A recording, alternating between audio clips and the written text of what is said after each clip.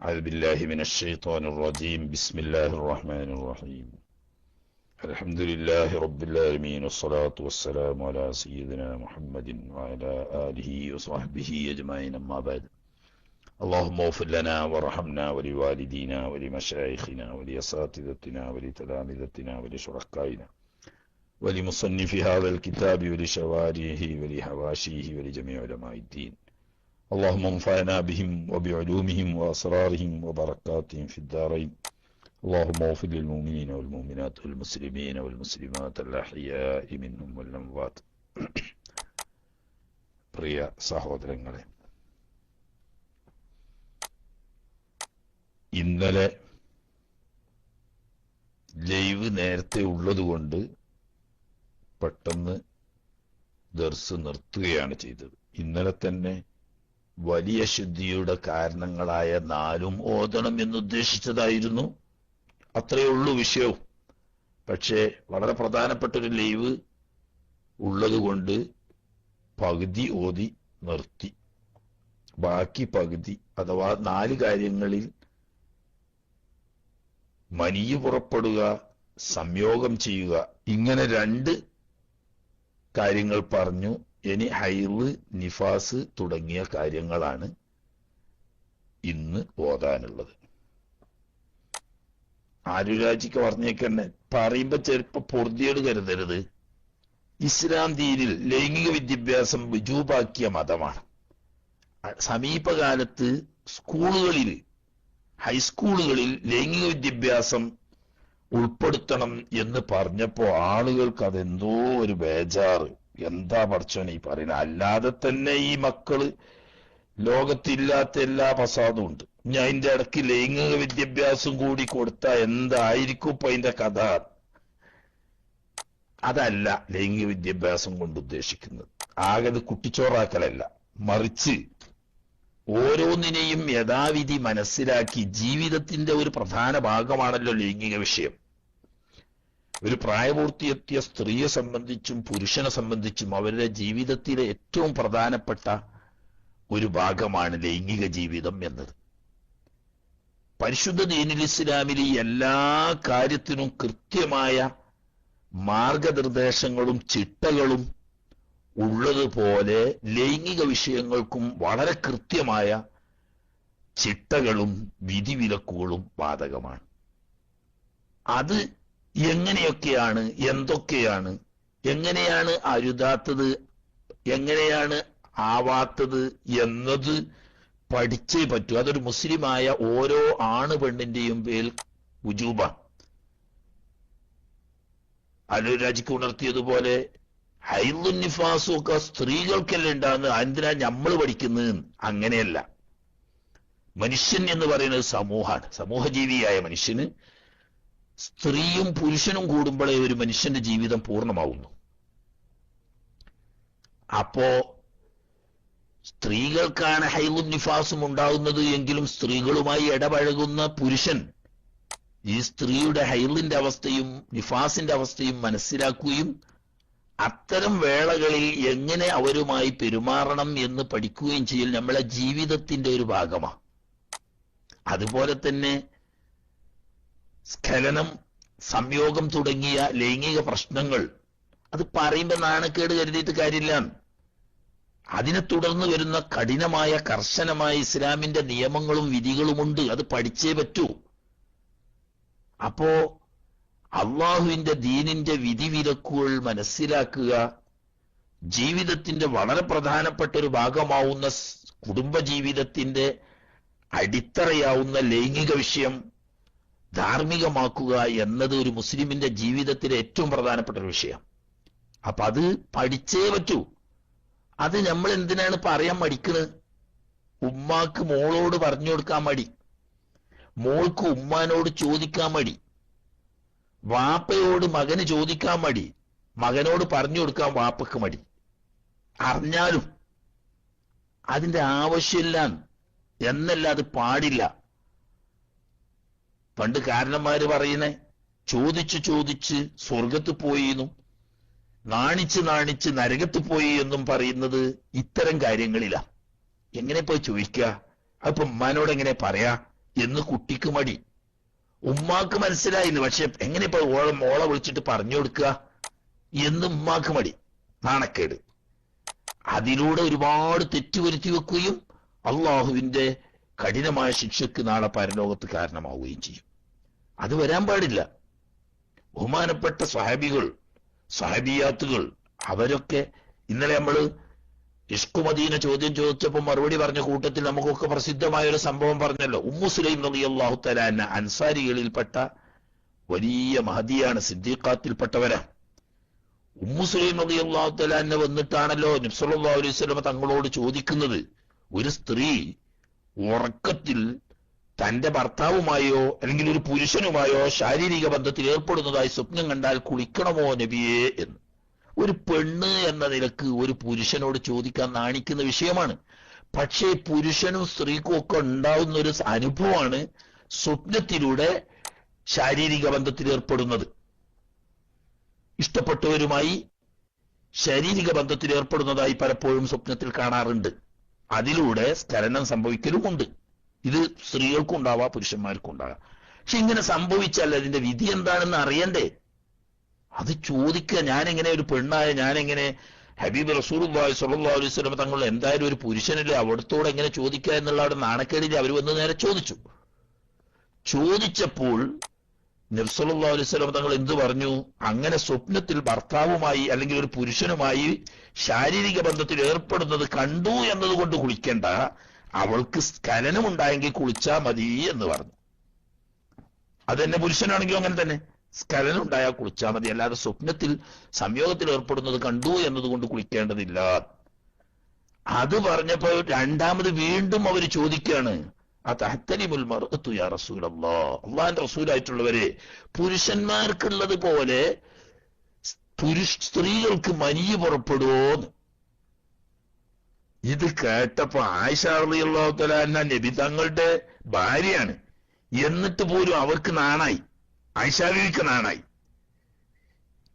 Umm സുലൈമിനെ പിടിച്ചിട്ട് അടുത്തേക്ക് വിളിച്ചിട്ട് പറഞ്ഞു, ഫളൈത്തി നിസാ, പെണ്ണുങ്ങളെ നാണം കെടുത്തിയല്ലോ എന്ന് ആയിഷ റളിയല്ലാഹു തആല അൻഹ പറഞ്ഞു. ഈ സംഭവം ഉദ്ധരിക്കുന്ന ആയിഷ റളിയല്ലാഹു തആല അൻഹ ആദ്യമായി ചെയ്യുന്നത് നിഅമത്തിൻ നിസാഉ നിസാഉൽ അൻസാർ, സ്ത്രീ വർഗത്തിൽ ഏറ്റവും ഉത്തമകളായ വനിതകൾ അൻസാരികളായ സ്ത്രീകളാണ് എന്നാണ് പറയുന്നത്. സ്ത്രീ വർഗത്തിൽ തന്നെ ഏറ്റവും ഉത്തമകളായ വനിതകൾ അൻസാരികളായ സ്ത്രീകളാണ്.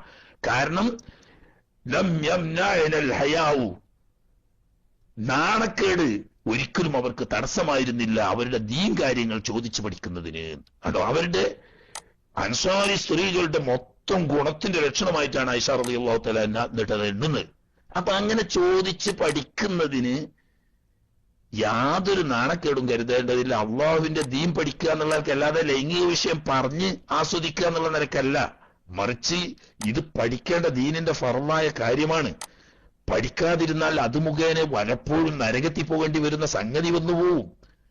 അതിനു വേണ്ടിയിട്ട് ആ ഉദ്ദേശത്തോടു കൂടി പഠിക്കുമ്പോൾ ലൈംഗിക വിദ്യാഭ്യാസം ഇസ്ലാമിൽ ഫർളായ കാര്യമാണ്. അത് മകന് ബാപ്പനോട് ചോദിക്കുക, മകൾക്ക് ഉമ്മയോട് ചോദിക്കുക, പരസ്പരം അതിനെ സംബന്ധിച്ച് ചർച്ച ചെയ്യുക, എല്ലാം ചെയ്യണം. അതിന് പറ്റാത്തൊരു സാഹചര്യം വരികയാണ്, എന്നാൽ ഉസ്താദിനോട് ചോദിക്കണം എന്നാ. ഭർത്താവിനോട് ചോദിച്ചിട്ട് മനസ്സിലാവില്ല, മൂപ്പർക്ക് അറിയില്ല. മൂപ്പരോടാണെങ്കിലോ ചോദിക്കാൻ പറഞ്ഞാൽ അത് പോയി ചോദിച്ച് ഉസ്താദ് പറഞ്ഞാൽ ഒരു കോലത്ത് പറഞ്ഞു തരാനും കഴിയൂല എന്ന് കണ്ടാൽ, പെണ്ണിനെ സംബന്ധിച്ച് അത് പറഞ്ഞു കൊടുക്കാൻ പറ്റുന്ന ഉസ്താദിന്റെ അരികെ സമീപിച്ച് ചോദിച്ച് പഠിക്കൽ ഫർള് ഐനാണ്. അത്രയും പ്രധാനപ്പെട്ട വിഷയമാണ്. അപ്പൊ പറയുമ്പോ നാണക്കേടൊന്നും കരുതണ്ട. ഞാൻ അപ്പം വിശദീകരണമൊന്നുമില്ല, കാരണം മുമ്പ് വിശദീകരിച്ചത് കൊണ്ട് അവിടത്തേക്ക് റഫർ ചെയ്യുകയാണ് ചെയ്യുന്നത്. ഹൈദ്, നിഫാസ്, ഇസ്തിഹാവത്ത് എന്നീ വിഷയങ്ങളെ സംബന്ധിച്ച് വിശദമായി മുമ്പ് നമ്മൾ ഖുലാസ ദർസ് നടത്തിയപ്പോൾ ക്ലാസ്സിൽ പറഞ്ഞതും ചോദ്യത്തിന് ഉത്തരം പറഞ്ഞതും ഒക്കെ ഉണ്ട്. അത് നമ്മുടെ SGVയുടെ സൈറ്റിൽ പോയാൽ കിട്ടും എന്നുണർത്തുകയാണ്. ഇവിടെ വളരെ ചുരുക്കിയേ പറയുന്നുള്ളൂ, അതുകൊണ്ട് തന്നെ ചുരുങ്ങിയ നിലയ്ക്കേ ഞാനും പറയൂ. കൂടുതൽ ആവശ്യമുള്ളവരുണ്ടെങ്കിൽ അവർക്ക് ഇടയ്ക്ക് ലാസ്റ്റ് ക്ലാസ് കഴിഞ്ഞതിന് ശേഷം ചോദിക്കാവുന്നതാണ് എന്ന് ആമുഖമായി ഉണർത്തി, കേൾക്കുമ്പോ ഈ ഉസ്താദ് എന്താ അതിങ്ങനെ പറയുന്നേ എന്ന് കേട്ടിരിക്കുന്ന സ്ത്രീകളോ മറ്റോ വിചാരിക്കണ്ട. അത് പറയാ ദീനിന്റെ വിഷയം മനസ്സിലാക്കി തരിക എന്ന നിലക്കാണ് എന്ന് വിചാരിക്കുക, അല്ലാതെ മറ്റൊരു ഉദ്ദേശവും ആ വിഷയത്തിൽ ഇല്ല. അല്ലാഹു ഖബൂലാക്കുമാറാകട്ടെ. ബിസ്മില്ലാഹിർ റഹ്മാനിർ റഹീം. വസാലിസുഹ, മൂന്നാമത്തെ കാര്യം, കുളി വുജൂബാവുന്ന കാര്യങ്ങളിൽ നിന്നിട്ട് മൂന്നാമത്തേത് ഹൈളുൻ, ഹൈളാണ്. അഥവാ മെൻസസ് ഉണ്ടാവുക, ഹൈള് ഉണ്ടാവുക, ആർത്തവം തുടങ്ങുക. എന്നാ തുടങ്ങലാണോ? അതെ അതെ, വുജൂബാവുന്ന കാര്യം തുടങ്ങൽ തന്നെയാണ്. പക്ഷേ കുളിക്കൽ സഹിയാവണമെങ്കിൽ ഐ ഇൻഖിതാഉഹു, അഥവാ ഹൈള് നിലക്കലാണ്, മുറിയലാണ്. ഹൈള് നിന്നാല് കുളിക്കാൻ പറ്റൂ. പക്ഷെ കുളി വുജൂബാകുന്ന ഹൈള് കൊണ്ട് തന്നെയാണ്. പക്ഷെ ഈ ഹൈള് നിൽക്കുമ്പോഴേ കുളിക്കാൻ പറ്റുള്ളൂ എന്ന് മാത്രം. എന്നാ എന്താണ് ഈ ഹൈള് അല്ലെങ്കിൽ മെൻസസ് എന്ന് പറയുന്നത്? എന്താണ്? വഹുവ, ഹൈള് എന്നത് ദമുൻ, രക്തമാണ്. രക്തം എന്ന് പറയുമ്പോൾ ചോരന്റെ നിറത്തിൽ ഉണ്ടായിക്കൊള്ളണം എന്നില്ല കേട്ടോ, അത് പ്രത്യേകം മനസ്സിലാക്കണം.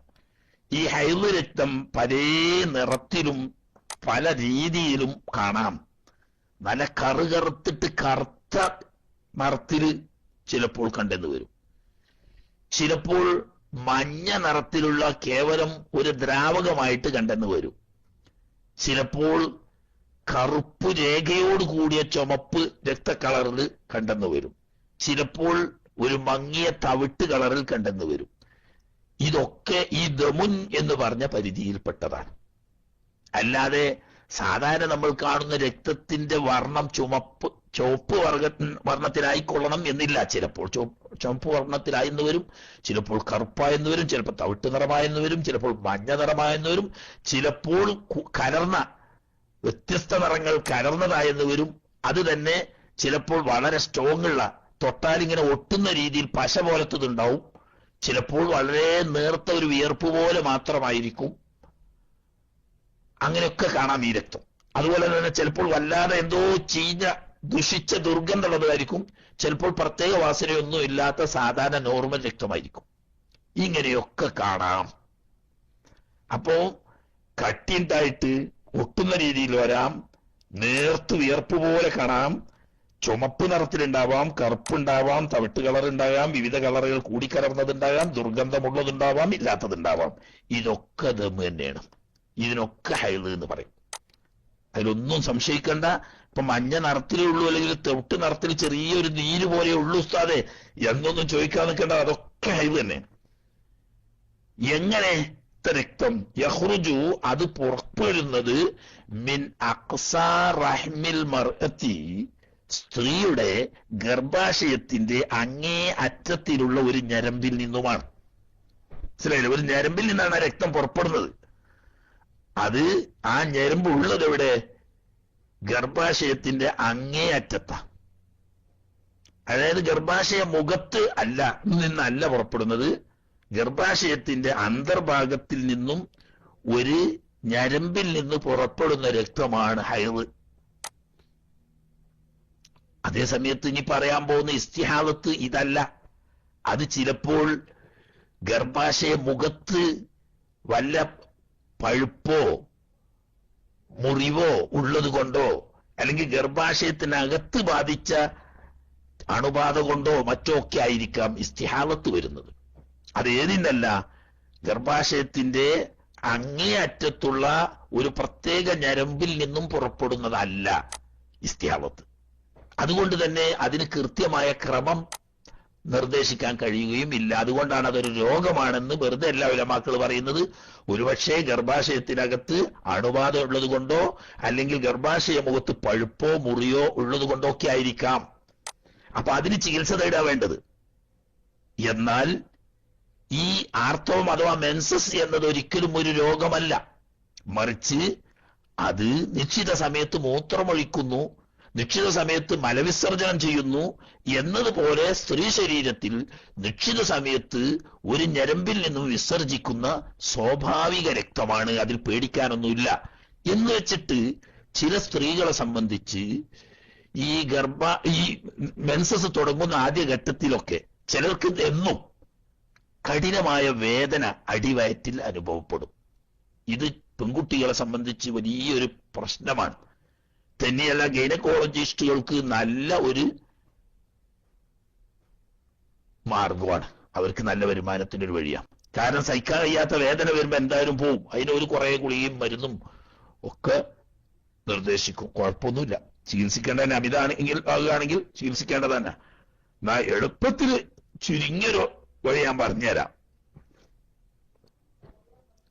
എത്ര കഠിനമായ വേദന ഉണ്ടെങ്കിലും മെൻസസ് സംബന്ധമായ അടിവയറ്റിൽ വേദന അനുഭവപ്പെടുകയെന്നുണ്ടെങ്കിൽ തുളസില്ലേ, തുളസി, അത് പച്ച തുളസി ആയാലും വേണ്ടിയില്ല, നീല തുളസി ആയാലും വേണ്ടിയില്ല.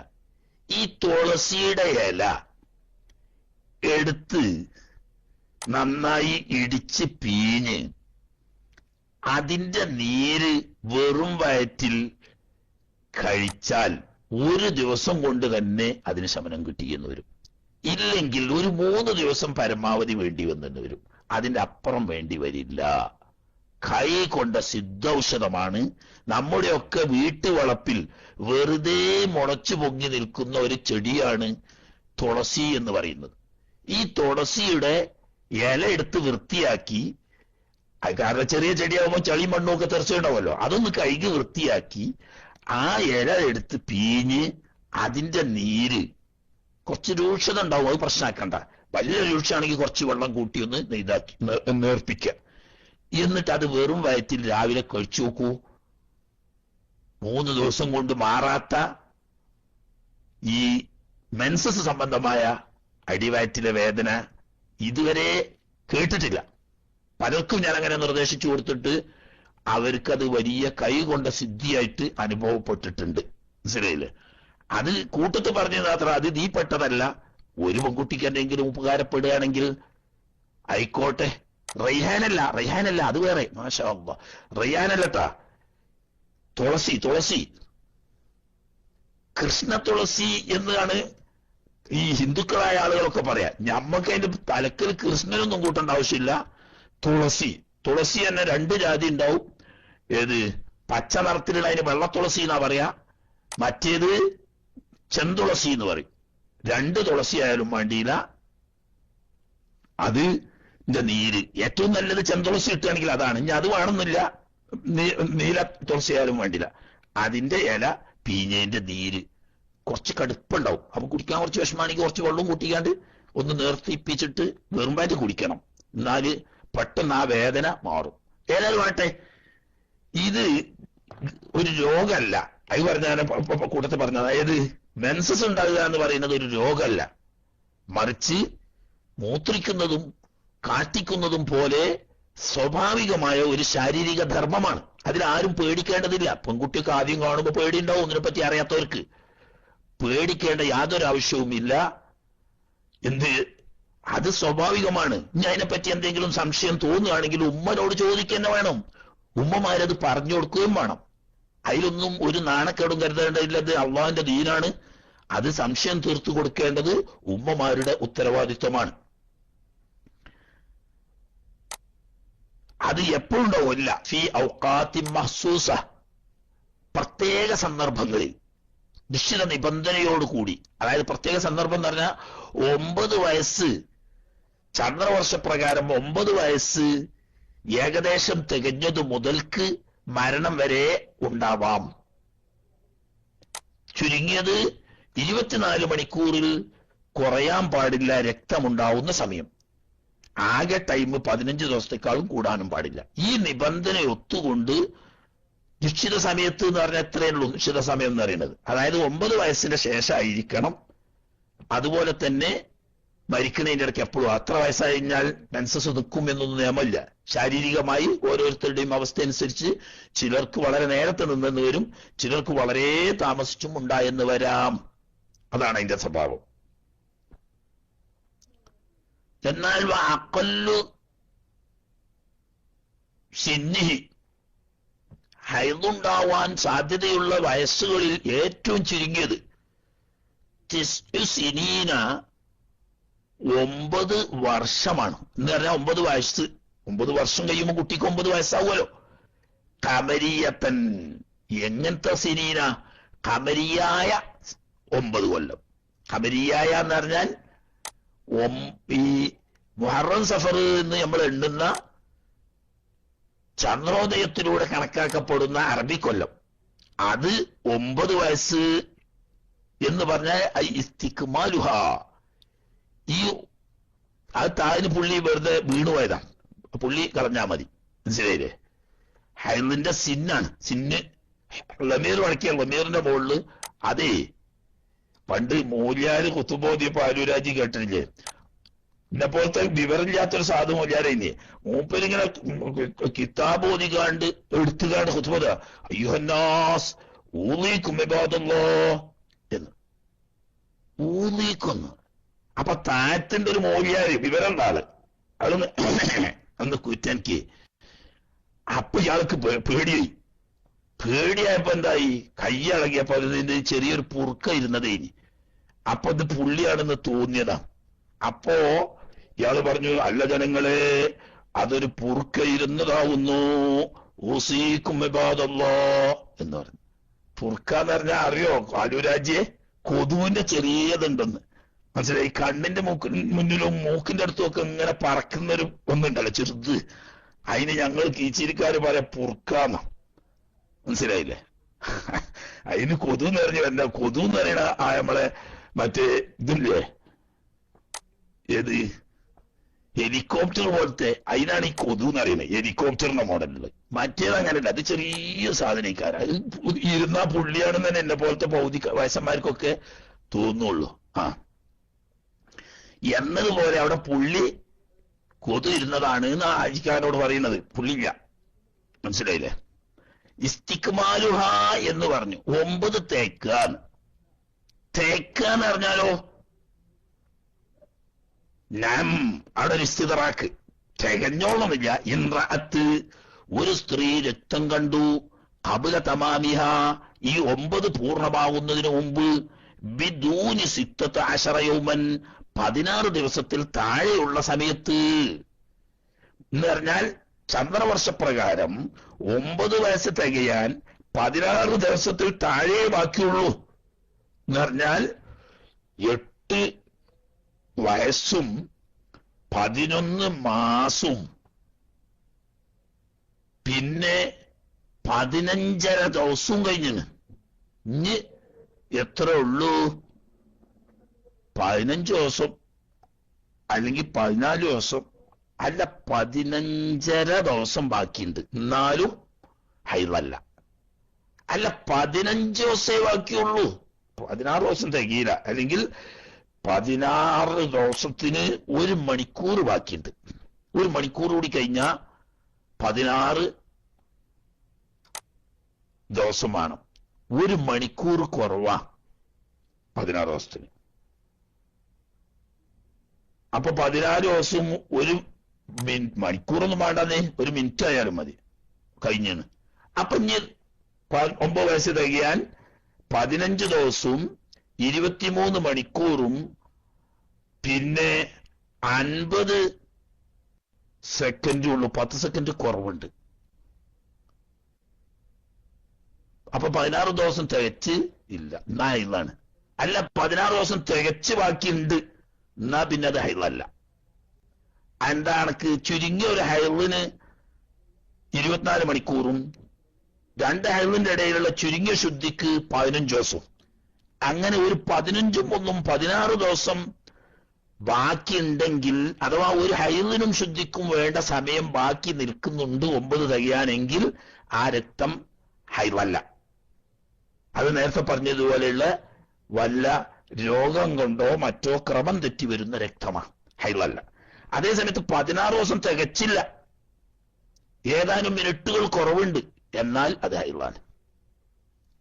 അപ്പൊ പിന്നെ കേസ്, ഇപ്പോഴത്തെ കാലത്ത് ഈ മറ്റേ കോഴി ഉണ്ടല്ലോ, ബ്രോയിലർ കോഴി, 15 ദിവസം കൊണ്ട് 3.5 കിലോ ആകുന്ന ഉമ്മയില്ലാത്ത കോഴി. ഇപ്പൊ ഫാക്ടറിയിൽ നിന്നല്ലേ കോഴി വിരിയുന്നത്. പണ്ട് കീരത്ത് മാസ്റ്റർ പറഞ്ഞ പോലെ തള്ളക്ക് വിരിഞ്ഞ കോഴിക്കുഞ്ഞാണെങ്കിൽ കോഴിക്കേ എന്ന് പറയുമ്പോ കുട്ടികൾക്കൊക്കെ മനസ്സിലായി 4 ഭാഗത്തും പോയി ഒളിക്കും. എരന്റെയും കാടിന്റെയും പൊന്തന്റെയും ഒക്കെ ഉള്ളിൽ പോയിട്ട് ഒളിക്കുന്നവർ. അതേ സമയത്ത് ഈ കോഴിക്കുട്ടിയോ ഫാക്ടറി എന്ന് പറഞ്ഞ കോഴിക്കുട്ടിയല്ലേ, ഫാക്ടറി എന്ന് ഹക്കീം എന്ന് പറഞ്ഞ് മേപ്പെട്ട് നോക്കി നിൽക്കുകയല്ലാതെ യാതൊരു നിവൃത്തി ഉണ്ടാവില്ല. അതാണിത് കോഴിക്കുട്ടി. കാരണം അതിന് ഉമ്മല്ല, കോഴി മുട്ടിട്ടിട്ടുണ്ടാവും. അതിന്റെ ശേഷം ഫാക്ടറിയിൽ നിന്ന് വിരിഞ്ഞതാ. ഈ വിരിഞ്ഞിറങ്ങുമ്പോൾ തന്നെ ഇതിന് ഇഞ്ചക്ഷൻ കൊടുക്കുകയാണ്, ഹോർമോൺ ഇഞ്ചക്ഷൻ. അങ്ങനെ 15 ദിവസം കൊണ്ട് 3 കിലോ 3.5 കിലോ ഉള്ള കോഴിയായി മാറി. ഈ കോഴി മാംസം ധാരാളമായി കുട്ടികൾക്ക് നമ്മൾ വാങ്ങിക്കൊടുക്കാൻ പാടില്ല. അത് ഭയങ്കര ദേശ. കൂടാതെ കഴിയൂലെങ്കിൽ ഇടക്കൊക്കെ എപ്പോഴെങ്കിലും കൊടുക്കല്ലാതെ. ഈ ഗൾഫിലൊക്കെ പ്രധാന കറിക്ക് വേറെ വയ്യില്ല. കീശീരിയൊക്കെ പണ്ട് നമ്മളെ ഡോക്ടർ കീശീരിന്റെ ക്ലാസ് കേട്ടതിന് ശേഷം കുറെ ഒഴിവാക്കിയേക്ക. മുമ്പൊക്കെ അത് തന്നെ എളുപ്പത്തിൽ കിട്ടാനുള്ള സാധനം. അപ്പൊ ഒരു കറി വെക്കാൻ നോക്കുമ്പോൾ എളുപ്പത്തിൽ കിട്ടണമെങ്കിൽ കോഴിയെ കിട്ടുള്ളൂ. ഈ കോഴി എന്ന് പറഞ്ഞാൽ സ്വാഭാവിക കോഴിയല്ല, ഇങ്ങനെ കൃത്രിമമായിട്ട് ഉണ്ടാക്കപ്പെടുന്ന കോഴിയാണ്. അതിൽ അമിതമായി ഹോർമോണുകൾ കുത്തിവെച്ചിട്ട് അസമയത്തും അസ്ഥാനത്തുള്ള വളർച്ചയാണ് ഈ കോഴിക്കുഞ്ഞിന് വന്നത്. അത് കുട്ടികൾക്ക് ധാരാളമായി കൊടുത്താൽ കുട്ടികൾക്ക് 9 വയസ്സൊന്നും ആവാൻ സമയം നിൽക്കൂല. അതിന്റെ മുമ്പ് തന്നെ പല പെൺകുട്ടികൾക്കും മെൻസസ് ആവുന്നു. ഇതിന്ന് സ്വാഭാവികമായിട്ടും ഇന്നത്തെ ഭക്ഷണക്രമത്തിൽ വന്ന തകരാറ് കൊണ്ടുവരുന്ന ഒരു പ്രശ്നമാണ്. അപ്പോ ഇസ്ലാം ശരീഅത്തനുസരിച്ച് അതൊക്കെ ക്രമം തെറ്റി വരുന്ന രക്തമാണ്. അതിനെന്ത് പേരില്ല, ഹൈള് എന്ന് പേരില്ല. അതുകൊണ്ട് തന്നെ ആ കുട്ടി അതുകൊണ്ട് പ്രായപൂർത്തിയെത്തിയതായി വിധിക്കപ്പെടുകയില്ല. ഇതിന് ഹൈളിന്റെ വിധികളൊന്നും വരില്ല. 9 വയസ്സ് തികയുകയോ 9 വയസ്സ് പൂർത്തിയാകാൻ 16 ദിവസത്തിന് താഴെ ഉണ്ടാവുകയോ ചെയ്യുന്ന സമയത്ത് കാണുന്ന രക്തമായിരിക്കണം. അതാണ് പ്രത്യേക സമയം എന്ന് പറഞ്ഞാൽ. അതിന്റെ മുമ്പ് കാണുന്നത് ഹൈളായി പരിഗണിക്കില്ല. അതിനാണ് ഇസ്തിഹാദത്ത് എന്ന് പറയുന്നത്. ഇസ്തിഹാദത്ത് എന്ന് പറയുന്നത് ഗർഭാശയത്തിൽ നിന്ന് പുറപ്പെടുന്നതാണെങ്കിലും കൃത്യത വിട്ടുകൊണ്ട് ക്രമം തെറ്റി വരുന്ന വ്യത്യസ്ത കാരണങ്ങളാൽ ഉണ്ടാവുന്ന രക്തമാണ്. അതിന് ഹൈള് എന്ന ഹുക്കുമില്ല. എന്നാൽ എത്രയാണ് വഅഖല്ലുഹു, ഹൈളിൽ നിന്ന് ഏറ്റവും ചുരുങ്ങിയത് എന്ന് പറഞ്ഞാൽ ഹൈള് ഉണ്ടാകുന്ന സമയത്തിൽ നിന്ന് ഏറ്റവും ചുരുങ്ങിയത്. എത്ര സമയം ഉണ്ടാവണോ ഹൈളാണെന്ന് വിധിക്കാൻ? 9 വയസ്സായിട്ട് കാണണം എന്ന് പറഞ്ഞ ഒന്ന്. ഇനി ഈ 9 വയസ്സായ ഒരു സ്ത്രീയിൽ നിന്ന് തന്നെ രക്തം കണ്ടു, എന്നാൽ ഈ കണ്ട രക്തം ഹൈളാണെന്ന് വിധിക്കണമെങ്കിൽ എത്ര ഉണ്ടാവണോ? യൗമുൻ വലൈലത്തുൻ, ഒരു രാവും പകലുമെങ്കിലും ഉണ്ടായിരിക്കണം. ചുരുങ്ങിയത് ഒരു രാവും പകലും എന്ന് പറഞ്ഞാൽ രക്തം സ്രവിച്ചു കൊണ്ടിരിക്കുന്ന സമയം 24 മണിക്കൂറിൽ കുറയരുത് എന്നാ പറഞ്ഞതിന്റെ അർത്ഥം. 1.5 മണിക്കൂർ 1 മണിക്കൂർ കണ്ട് പിന്നല്ല, പിന്നെ കുറച്ച് കഴിഞ്ഞതിന് ശേഷം ഒരു 2-3 മണിക്കൂർ ഇങ്ങനെ കുറേശ്ശെ കണ്ടിരുന്നു, പിന്നല്ല, പിന്നെ അതിന്റെ ശേഷം ഒരു 2-3 മണിക്കൂർ കണ്ട് കഴിഞ്ഞും ചെയ്തു, പിന്നെ ഒന്നുമില്ല. എന്നാൽ അത് ഇറുവല്ല എന്ന് പറയുമ്പോ 24 മണിക്കൂർ ഇങ്ങനെ ശക്തിയായി ഒലിച്ചുകൊണ്ടിരിക്കണം എന്നാണോ പറഞ്ഞത്? അതല്ല, അത് പ്രത്യേകം മനസ്സിലാക്കണം. അങ്ങനെയല്ല. അങ്ങനെ ഇപ്പോ 24 മണിക്കൂർ ചോര കൊണ്ട് ഒലിച്ചാലും മനുഷ്യൻ മരിച്ചോലെ. ഇപ്പറഞ്ഞതിന്റെ അർത്ഥം ചിലപ്പോൾ അല്പമായി പുറത്തു വന്നെന്ന് വരും, മറ്റ് ചിലപ്പോ പുറത്തു വരുന്നില്ലെങ്കിലും ഇതിനകത്ത് ഉള്ളിൽ ഒരു വൃത്തി കുറവായിട്ടേ തോന്നുള്ളൂ. ഉദാഹരണം പറഞ്ഞാൽ ഒരു പഞ്ഞിയോ അല്ലെങ്കിൽ ഒരു കോട്ടൺ തുണിയോ പോലത്തത് ഇതിനകത്ത് വെച്ച് നോക്കിയാൽ ഏതാനും സമയം കഴിഞ്ഞാൽ അതിൽ രക്തത്തിന്റെ അടയാളം കാണുന്ന രീതിയിൽ ഉണ്ടായാൽ മതി. അങ്ങനെ രക്തമുള്ള സമയം ചുരുങ്ങിയത് 24 മണിക്കൂർ വേണമെന്ന്. അതാ ചിലപ്പോ പുറത്തേക്ക് കണ്ടെന്ന് വരില്ല, കുറച്ചാവുമ്പോഴൊക്കെ. ആ ഓരോരുത്തരുടെ ശാരീരിക അവസ്ഥയും ആരോഗ്യസ്ഥിതിയും ഒക്കെ അതുപോലെ തന്നെ കാലാവസ്ഥയും ഒക്കെ നോക്കിയിട്ട് ഏറിക്കുറഞ്ഞു വരും. പക്ഷെ എങ്കിലും ഒരു നല്ല വൃത്തിയുള്ള പഞ്ഞി അല്പം എടുത്തിട്ട് ഈ ദ്വാരത്തിന്റെ അകത്ത് കുറച്ച് സമയം ഇങ്ങനെ വെച്ചുകൊണ്ടിരിക്കുക. ഏതാനും മിനിറ്റുകൾ വെച്ച് പുറത്തെടുത്ത് നോക്കുമ്പോൾ ഇതിൽ ചെറിയ രക്തത്തിന്റെ അടയാളം കാണുന്നുണ്ടെങ്കിൽ ഇപ്പൊ രക്തം പുറപ്പെട്ടുകൊണ്ടിരിക്കുകയാണെന്ന് തന്നെ നിയമം. അങ്ങനെ രക്തം പുറപ്പെടുന്ന സമയം 24 മണിക്കൂറിൽ കുറയരുത്. 24 മണിക്കൂർ കുറയരുത് പറഞ്ഞാൽ തുടർച്ചയായിട്ട് 24 മണിക്കൂർ ഉണ്ടായിക്കൊള്ളുന്നില്ല. ആകെ ടോട്ടൽ ചെയ്താൽ 24 മണിക്കൂർ വേണമെന്ന്. ഉദാഹരണം, ഒരു സ്ത്രീക്ക് 7 ദിവസം ഹൈലുണ്ടായിരുന്നു, പക്ഷെ തുടങ്ങിയപ്പോ 1 മണിക്കൂർ ഉണ്ടായിനി, പിന്നെ കുറെ ഇല്ല, പിന്നെ പിറ്റേന്നുണ്ടായി, പിന്നെ നല്ല വൃത്തി പഞ്ഞി വെച്ച് നോക്കിയിട്ടും കൂടി ആവില്ല. എന്ന് നോക്കുമ്പോൾ ഒരു 5-6 മണിക്കൂർ കണ്ടു. അങ്ങനെ 7 ഡോസ് പിന്നെ ഒന്നുമില്ല. അപ്പൊ നോക്കുക സമയം ഇത്ര കണ്ട സമയത്ത് മണിക്കൂറുണ്ട് മൊത്തം ടോട്ടൽ ചെയ്ത് നോക്കുമ്പോ ഇല്ല 26 മണിക്കൂർ 27 മണിക്കൂർ അല്ലെങ്കിൽ 28 മണിക്കൂർ. എന്നാ ഈ 7 ഹൈദ് തന്നെയാണ്. 7 ദിവസം ആയതുകൊണ്ട് 7 ദിവസം ഇങ്ങനെ 24 ഇങ്ങനെ പുറപ്പെട്ടു കൊണ്ടുവന്നോളൊന്നുമില്ല എന്ന് അതാ പറഞ്ഞത്. അതെ, ഇതൊക്കെ പെണ്ണുങ്ങൾ പോലും ശ്രദ്ധിക്കാത്ത കാര്യങ്ങളാ. പെണ്ണുങ്ങൾ നല്ലോണം ശ്രദ്ധിച്ചു പോകണം. കാരണം ഈ വിഷയങ്ങൾ അല്ലാഹു തആല അവൾ ഗർഭാശയ സംബന്ധ വിഷയങ്ങൾ അവളെ അമീനായി ഏൽപ്പിച്ചിരിക്കുകയാണ്. അത് ശ്രദ്ധിക്കേണ്ട ഉത്തരവുണ്ട്. ചില ആളുകൾക്ക് യാതൊരു വളരെ കൃത്യമായി തുടങ്ങും, വളരെ അവസാനിക്കുകയും ചെയ്യുന്ന ആളുകളുണ്ട്. അവരെ വളരെ വ്യക്തമാണ്. പക്ഷെ അവരുടെ രീതിയിലാണ്. തന്റെ രീതി എങ്ങനെ എന്ന് മനസ്സിലാക്കാൻ പ്രത്യേകം കൊള്ളണം. മൊത്തം ആകെ ടോട്ടൽ ഡേറ്റ് കൂടാൻ പാടില്ല. തുടങ്ങിയ സമയം തൊട്ടിട്ട് ഇത് അവസാനം നിന്നാണ് ഈ 15 ദിവസം. ഈ 15 ദിവസം തുടങ്ങി രക്തം കണ്ടോളുന്നില്ല. ഇടക്കിടക്ക് ഉണ്ടാവാം, ഇടക്കില്ലാതിരിക്കാം. അങ്ങനെയാണെങ്കിൽ എത്ര മണിക്കൂറുണ്ട് വരും? അപ്പൊ 24 മണിക്കൂർ കുറഞ്ഞതൊന്നും ഹൈവല്ല, ഇസ്തിഹാളത്താണ് നോക്കേണ്ടി വരും. അല്ല, ആകെ ഒരു തന്നെ ഉണ്ടായിട്ടുള്ളൂ. അത് തുടങ്ങിയോടെ മുതൽ ആകുന്നത് വരെ അറിയാതെ കുറെ ചെയ്തിരുന്നു. എന്നാ ഒരു ദിവസം തന്നെ ഹൈവാണെന്ന് വന്നു. ചിലക്ക് ദിവസം മൊത്തമായി എപ്പോഴും രക്തം ഉണ്ടായിക്കൊള്ളണമെന്നില്ല. ഈ 6-7 ദിവസത്തിനിടയിൽ അത് ഓരോരുത്തരുടെ പ്രകാരം. ഇങ്ങനെ ഈ 6 കുറയാതിരുന്നാൽ മതി. എപ്പോഴും രക്തം ഉണ്ടായിക്കൊള്ളണമെന്നില്ല. ഈ 6-7 ദിവസം മൊത്തം 20 മണിക്കൂർ അത് ഓരോ പ്രകാരം. ഇങ്ങനെ ഉണ്ടാകുന്ന ഈ 6 കുറേ മതി. 16-ാം ദിവസവും രക്തം കണ്ടപ്പോ ഇന്ന് ഇസ്തിഹാളത്ത് അന്നേരം വരെയാണ്. ഇവിടെ നിങ്ങട്ട് ഇനി എത്ര ദിവസം ഉണ്ടായാലും അത് ഇസ്തിഹാളത്താണെന്ന് അങ്ങനെയല്ല കേട്ടോ. 16-ാം ദിവസത്തേക്ക് കടന്നാൽ ഈ സ്ത്രീ ഇസ്തിഹാളത്ത് എന്ന രോഗം ബാധിച്ചവളാണ് എന്ന വിധി മാത്രമേ വരുള്ളൂ. അത് എന്നു മുതൽ എന്ന് കണക്കാക്കണമെങ്കിൽ വേറെ കച്ചവടം വേറെ. എന്നു മുതൽക്കാ ഇസ്തിഹാളത്ത്? 16-ാം ദിവസം മുതൽക്കാണോ? ഒരിക്കലുമല്ല. മറിച്ച് എങ്ങനെ കണക്കാക്കും? കണക്കാക്കാൻ 3 മാനദണ്ഡങ്ങളാണ്. അതൊക്കെ മുമ്പ് നമ്മൾ വിശദമായി പറഞ്ഞ, എന്നാലും ചുരുക്കം ഒരു സാമ്പിളിന് വേണ്ടി ഞാൻ ഒരിക്കൽ കൂടി പറയാണ്. അന്ന് കേൾക്കാത്ത വരുന്നുണ്ടെങ്കിലോ അതിനു വേണ്ടിയിട്ട്. അതായത് 15 ദിവസം കഴിഞ്ഞിട്ട് രക്തം നിൽക്കുന്നില്ല, 16-ാം ദിവസത്തിലും രക്തം കാണുന്നുണ്ടെങ്കിൽ ആള് ഇസ്തിഹാളത്ത് രോഗിയാണ് എന്ന് ഉറച്ചു. എന്നാൽ എന്ന് മുതൽക്കാണ് ഇസ്തിഹാളത്ത്? എന്തിനാ എന്ന് മുതൽക്കാന്ന് പറഞ്ഞാൽ അവിടെ മുതൽക്ക് ഇങ്ങോട്ടുള്ള നിക്കാരൊക്കെ കളാവ് കിട്ടേണ്ടി വരുമോന്ന്. അതാ എന്ന് മുതൽക്കാണെന്ന് തീരുമാനിക്കേണ്ടത്. നേരത്തെ ഞാൻ പറഞ്ഞതുപോലെ ഇവളുടെ രക്തത്തിന് ഗുണവ്യത്യാസം, സ്വഭാവ വ്യത്യാസം ഉണ്ടോ ഇല്ലേ എന്ന് നോക്കണം. അപ്പൊ ഇവള് ആദ്യം തന്നെ ശ്രദ്ധിക്കണമെന്ന് എന്ന് പറഞ്ഞാൽ, തുടക്കത്തിൽ ഒരു 2-3 ദിവസം കുറച്ച് കട്ടിയുള്ളത് അല്ലെങ്കിൽ കറുത്തത് അല്ലെങ്കിൽ ദുർഗന്ധമുള്ളതായ രക്തമായിരുന്നു ഉണ്ടായിരുന്നത്. അതൊരു 4 ദിവസം കഴിഞ്ഞപ്പോ അല്ലെങ്കിൽ 3 ദിവസം കഴിഞ്ഞപ്പോ അത് പോയിട്ട് സാധാരണ രക്തത്തിന്റെ നിറമുള്ള ചുവന്ന രക്തമായി മാറി. പിന്നെ അതേ രക്തം ഇങ്ങനെ തുടർന്ന് വരികയാണ്. എന്നാൽ ആദ്യം കണ്ട 3 ദിവസം അല്ലെങ്കിൽ 4 ദിവസം കണ്ട ഈ കറുപ്പ് അല്ലെങ്കിൽ കട്ടിയുള്ളത് അല്ലെങ്കിൽ ദുർഗന്ധമുള്ളതായ രക്തം കണ്ട ദിവസം മാത്രം ഹൈലായിരുന്നു. അവിടെ നിന്ന് ഇങ്ങോട്ട് കണ്ടതൊക്കെ ഇസ്തിഹാളത്താണെന്ന് വെച്ച് അത്രയും ദിവസത്തെ നിസ്കാരം കളാ വീട്ടണം. അതിന് അങ്ങനെ വ്യത്യാസം, കറുപ്പും ചുവപ്പുമായിട്ട് വ്യത്യാസവും ഇല്ല. അതുപോലെ തന്നെ ഈ നേർമയും കട്ടിയായിട്ട് അങ്ങനെയും വ്യത്യാസമില്ല. വാസന ദുർഗന്ധവും ഇല്ലാത്തതുമായിട്ടും വ്യത്യാസമില്ല. ഒക്കെ ഒരു കോലത്തിലാണ്. ആദ്യമേ രക്തത്തിന്റെ കളറിലാണുള്ളത്. പ്രത്യേകിച്ച് കട്ടിയോ വാസനയൊന്നും ഇല്ല. അല്ലെങ്കിൽ ആദ്യം മുതൽ അവസാനം വരെ കറുത്തതാണുള്ളത് അല്ലെങ്കിൽ ദുർഗന്ധമുള്ളതാണുള്ളത്. ഒരു മാറ്റം കാണില്ല. ഇങ്ങനെ കണ്ടാൽ പിന്നെ അവളെ സംബന്ധിച്ച് തൊട്ടു മുമ്പത്തെ മാസം എങ്ങനെയായിരുന്നു എന്ന് ചിന്തിക്കുക.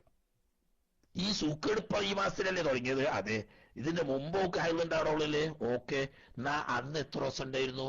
അന്നൊക്കെ മാസം 10-ന് തുടങ്ങിയാല് 14-ന് അല്ലെങ്കിൽ 15-ന്റെ അന്ന് ശുദ്ധിയാകലാണ് പതിവ്, അറബി മാസി. എന്നാൽ ആ പറയുന്ന 10 മുതൽ 15 വരെയുള്ള ദിവസങ്ങൾ ഹൈലാണെന്ന് വെക്കണം. ബാക്കിയുള്ളത് മുമ്പും കളാ വീട്ടണം. അങ്ങനെ ഓർമ്മ വേണം. എത്ര ദിവസമാണെന്നും എന്ന് തുടങ്ങിയിട്ട് എന്നാണ് അവസാനിക്കല് എന്നും ഓർമ്മ ഉണ്ടെങ്കിൽ അതനുസരിച്ച് അത്രയും ദിവസം ഹൈലാണെന്ന് വെച്ച് ബാക്കിയുള്ളത് മുഴുവനും കളാ വീട്ടണം. അങ്ങനെയൊന്നുമില്ല. അവൾക്ക് ഫസ്റ്റ് തന്നെ ഉണ്ടാവുമ്പോ തന്നെ ഇങ്ങനെ ഗുണവ്യത്യാസം സ്വഭാവ വ്യത്യാസം ഒന്നുമില്ല.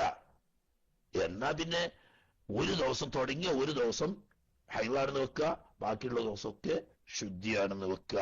ഏതിനെ സംബന്ധിച്ച്? സ്വഭാവ വ്യത്യാസം മറ്റൊന്നുമില്ല, ഒരേ കോലത്തിലാണ്.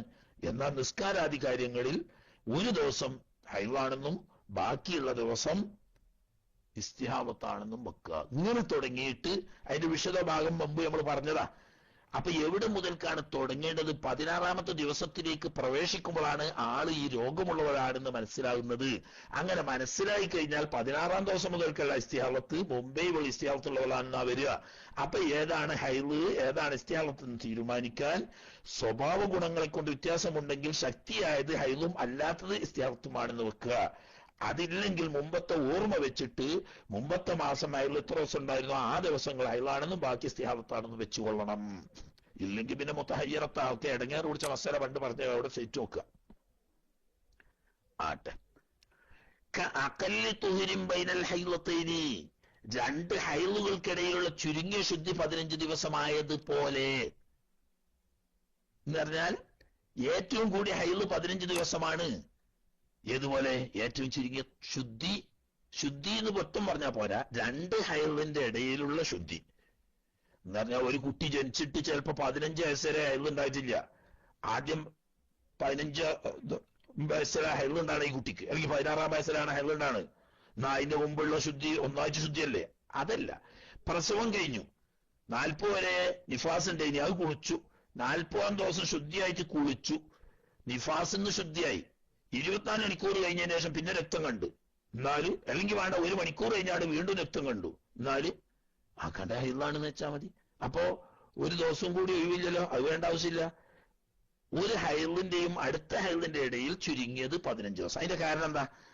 ചുരുങ്ങിയത് ഒരു മാസത്തിൽ ഒരു ഹൈലും ഒരു ശുദ്ധിയും ആണ് അധിക ആളുകളെ സംബന്ധിച്ചു. അപ്പൊ അധികരിച്ച ഹൈല് 15 ദിവസം ഉണ്ടായാൽ പിന്നെ ആ മാസത്തിൽ 15 ദിവസം ബാക്കി ഉണ്ടാവുമല്ലോ, അതെന്തായാലും ശുദ്ധി ആവണം. അതിനപ്പ പറയണത്. അപ്പൊ ഏറ്റവും അധികരിച്ച ഹൈല് 15 ദിവസമാണ്. ഏതുപോലെ ഏറ്റവും ചുരുങ്ങിയ ശുദ്ധി 15 ദിവസമാണ്. അധികരിച്ച ശുദ്ധിക്ക് പരിധിയില്ല. ചില സ്ത്രീകൾക്ക് 3 മാസത്തിൽ ഒരിക്കലേ ഹൈൽ ഉണ്ടാവൂ, മറ്റു ചില സ്ത്രീകൾക്ക് 6 മാസത്തിൽ ഒരിക്കലേ ഹൈൽ ഉണ്ടാവൂ, ചില സ്ത്രീകൾക്ക് കൊല്ലത്തിൽ ഒരിക്കലേ ഹൈൽ ഉണ്ടാവൂ. ബഹുമാനപ്പെട്ട ഇമാം ഷാഫി റളിയല്ലാഹു തആല അൻഹു തങ്ങൾ പറയുന്നത് നമുക്ക് കാണാം. ഞാൻ ഈ വിഷയത്തിൽ കണ്ട ഏറ്റവും പുതുമപ്പെട്ട കാര്യം, എനിക്കറിയുന്ന എന്റെ ബന്ധത്തിൽപ്പെട്ട ഒരു സ്ത്രീ ഉണ്ടായിരുന്നു. അവർക്ക് ഒരു കൊല്ലത്തിൽ കേവലം ഒരൊറ്റ ദിവസം 24 മണിക്കൂർ മാത്രം ഹൈലുണ്ടാവും. പിന്നെ അടുത്ത കൊല്ലം ആ ദിവസം വരുമ്പോൾ ഹൈലുണ്ടാവും. അങ്ങനെ ഒരു സ്ത്രീ ഉണ്ടായിരുന്നു ഞങ്ങളെ കുടുംബത്തിൽ എന്ന് ബഹുമാനപ്പെട്ട ഇമാം ഷാഫി റളിയല്ലാഹു തആല അൻഹു തങ്ങൾ പറഞ്ഞിട്ടുണ്ട്. അങ്ങനെയും വരാം, ഇനി തീരെ ഹൈലില്ലാതെ അങ്ങനെയും വരാം, അങ്ങനെയൊക്കെ വരാം. മനസ്സിലായില്ലേ? പക്ഷെ സാധാരണഗതിയിൽ എന്താണ്? ഒരു മാസത്തിൽ ഒരു ഹൈലും ഒരു ശുദ്ധിയും ഉണ്ടാവും. അപ്പൊ ഏറ്റവും കൂടുതൽ ഹൈല് 15 ദിവസം ഉണ്ടായാൽ പിന്നെ ബാക്കി 15 ദിവസമാണല്ലോ ശുദ്ധി. അപ്പൊ കുറഞ്ഞ ശുദ്ധി 15 ദിവസമാണ്, അധികരിച്ച ശുദ്ധിക്ക് പരിധിയില്ല. വയഹറുമു ബിഹി, അപ്പൊ മുമ്പ് പറഞ്ഞതാണെങ്കിലും കൂട്ടത്തിൽ ഒന്ന് പറയാം. വയഹറുമു ബിഹി, ഹൈലുണ്ടാകൽ കൊണ്ടിട്ട് ഹറാമാകും മാ, ഒരു കാര്യങ്ങളൊക്കെ. എങ്ങനത്തെ കാര്യമാണ്? യഹ്റുമു ബിൽ ജനാബത്തി, ജനാബത്ത് കൊണ്ട് ഹറാമാവുന്ന കാര്യം മുമ്പ് നമ്മൾ പറഞ്ഞല്ലോ. ആ കാര്യങ്ങളൊക്കെ ഹൈൽ കൊണ്ടും ഹറാമാവും. എന്താ? നിസ്കാരം, സുജൂദ്, അതുപോലെ തന്നെ തവാഫ്, മുസാഫിരെ തുടരും ചുമക്കലും തുടങ്ങിയ, അതുപോലെ തന്നെ ഖുർആൻ ഓതൽ, ഇത്രയും കാര്യങ്ങൾ ജനാബത്ത് കൊണ്ട് ഹറാമാവുന്ന, അതൊക്കെ ഹൈലുള്ളവർക്കും ഹറാമാവും. അതിന്റെ പുറമെ വമുബാശറത്തു മാ ബൈന സുറത്തിഹാ വറുക്ബത്തിഹാ, ജനാബത്ത് കൊണ്ട് ഹറാമാവാത്തൊരു കാര്യം കൂടി എന്തുകൊണ്ട് ഹറാമാവും? ഈ ഹൈദ് കൊണ്ട് ഹറാമാവും. അതുകൊണ്ട് തന്നെ ഫുഖഹാ അശുദ്ധിയെ 3 തിരിച്ചിട്ടുണ്ട്. ഇപ്പൊ നമ്മൾ 2 തിരിച്ച്, വലിയ ശുദ്ധി ചെറിയ ശുദ്ധി. എന്നാൽ നജസിനെ 3 തിരിച്ചതുപോലെ അശുദ്ധിയെ 3 തിരിച്ച ഫുഖഹാ ഉണ്ട്, നമ്മളെ മതത്തിൽ തന്നെ ഉണ്ട്. എങ്ങനെ? നജസിലെ നജസ് മുഅല്ലല്, നജസ് മുഖഫഫ്, നജസ് മുതവസ്സിത്ത് എന്നതുപോലെ ഹദസ് അസ്ഗർ, ഹദസ് മുതവസ്സിത്ത്, ഹദസ് അക്ബർ, ഇങ്ങനെ 3 തിരിച്ചിട്ടുണ്ട്. അതിൽ ഹദസ് അസ്ഗർ ആണ് ചെറിയ ശുദ്ധി ഉണ്ടാകുക, 3 മുറിയ, ആ 4 കാരണം കൊണ്ട്. പിന്നെ മുതവസ്സിത്ത് എന്ന് പറഞ്ഞാൽ മനിയ പുറപ്പെടുക, അതല്ലെങ്കിൽ സംയോഗം ചെയ്യുക. അതായത് ജനാബത്ത് എന്ന് പറയുന്ന 2 കാര്യം, അത് മുതവസ്സിത്ത്. അക്ബർ എന്ന് പറയുന്നത് ഹൈൽ ഉണ്ടാകുക, നിഫാസ് ഉണ്ടാകുക. ഇങ്ങനെ. അപ്പൊ എന്താ? ചെറിയ ശുദ്ധി കൊണ്ട് ഹറാമാവുന്നത് നിസ്കാരം, സുജൂദ്, തവാഫ്, മുസഹഫ് തുടരും ചുമക്കലും, ഇത്രയും കാര്യങ്ങളേ ഉള്ളൂ. എന്നാൽ ആ 4 കാര്യങ്ങളും മുത്തവസ്സിത്താവുന്ന ജനാബത്ത് അഥവാ ഖലനം, സംയോഗം എന്നീ ജനാബത്ത് കൊണ്ട് ഹറാമാവും. അതിന്റെ പുറമെ എന്തു ഹറാമാവും? ഖുർആൻ ഓതല്, പള്ളിയിൽ താമസിക്കല്, ഇതും കൂടി ജനാബത്ത് കൊണ്ട് ഹറാമാവും.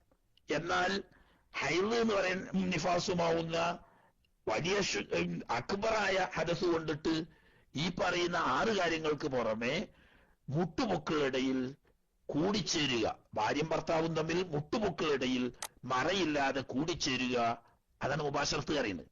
അതേ സമയത്ത് ഉടുതുണി ഉടുത്ത് വസ്ത്രം ധരിച്ച് അതിന്റെ മേലെ ഭാര്യയും ഭർത്താവും തമ്മിൽ തൊടുകയോ ബന്ധപ്പെടുകയോ ചെയ്യുന്നതുകൊണ്ട് കുഴപ്പമില്ല. അതേ സമയത്ത് മറയില്ലാതെ മുട്ടുപൊക്കിളട ഉപയോഗിക്കൽ ഹറാമാണ് അതിലുള്ള സമയത്ത്. അതാണ് മദ്ഹബ്. കാരണം എന്താന്ന് വെച്ചാൽ മൻ ഹാമ ഹൗലൽ ഹിമാ യൂഷിക്കു അൻ യർതഅ ഫിൽ ഹിമാന. സുരക്ഷിത മേഖലന്റെ പരിസരത്ത് നാക്കാലിനെ മേച്ചാൽ, സുരക്ഷിത മേഖലന്റെ പരിസരത്ത് നാക്കാലിയെ മേച്ചാൽ അറിയാതെ ഈ നിരോധിത മേഖലയിൽ പ്രവേശിക്കാൻ സാധ്യതയുണ്ട്. അപ്പൊ മുട്ടുപൊക്കിളട മറയില്ലാതെ ഉപയോഗപ്പെടുത്തിയാൽ ചിലപ്പോൾ ചില ഹംക്കുകൾക്ക് ലൈംഗിക വികാരത്തെ നിയന്ത്രിക്കാൻ കഴിയില്ല, അങ്ങനെ സംയോഗത്തിൽ ഏർപ്പെട്ടു പോകാൻ സാധ്യതയുണ്ട്. അതുകൊണ്ട് ആ ബാബ് തന്നെ അടച്ചിട്ട് മുട്ടുപൊക്കിളടയിൽ മറയില്ലാതെ ഉപയോഗിക്കാൻ പാടില്ല. അല്ലല്ല, എങ്ങനെയും പാടില്ല, അത് ഉപയോഗിക്കാനേ നിൽക്കണ്ട. മുബാശറത്ത് എന്ന് പറഞ്ഞാൽ എല്ലാ നിരക്കുള്ള മറയില്ലാതെയുള്ള പരസ്പര സ്പർശനങ്ങളൊക്കെ പെട്ട്, അത് ലൈംഗിക അവയവങ്ങളെ കൊണ്ട് തന്നെ ആയിക്കൊള്ളണം എന്നില്ല.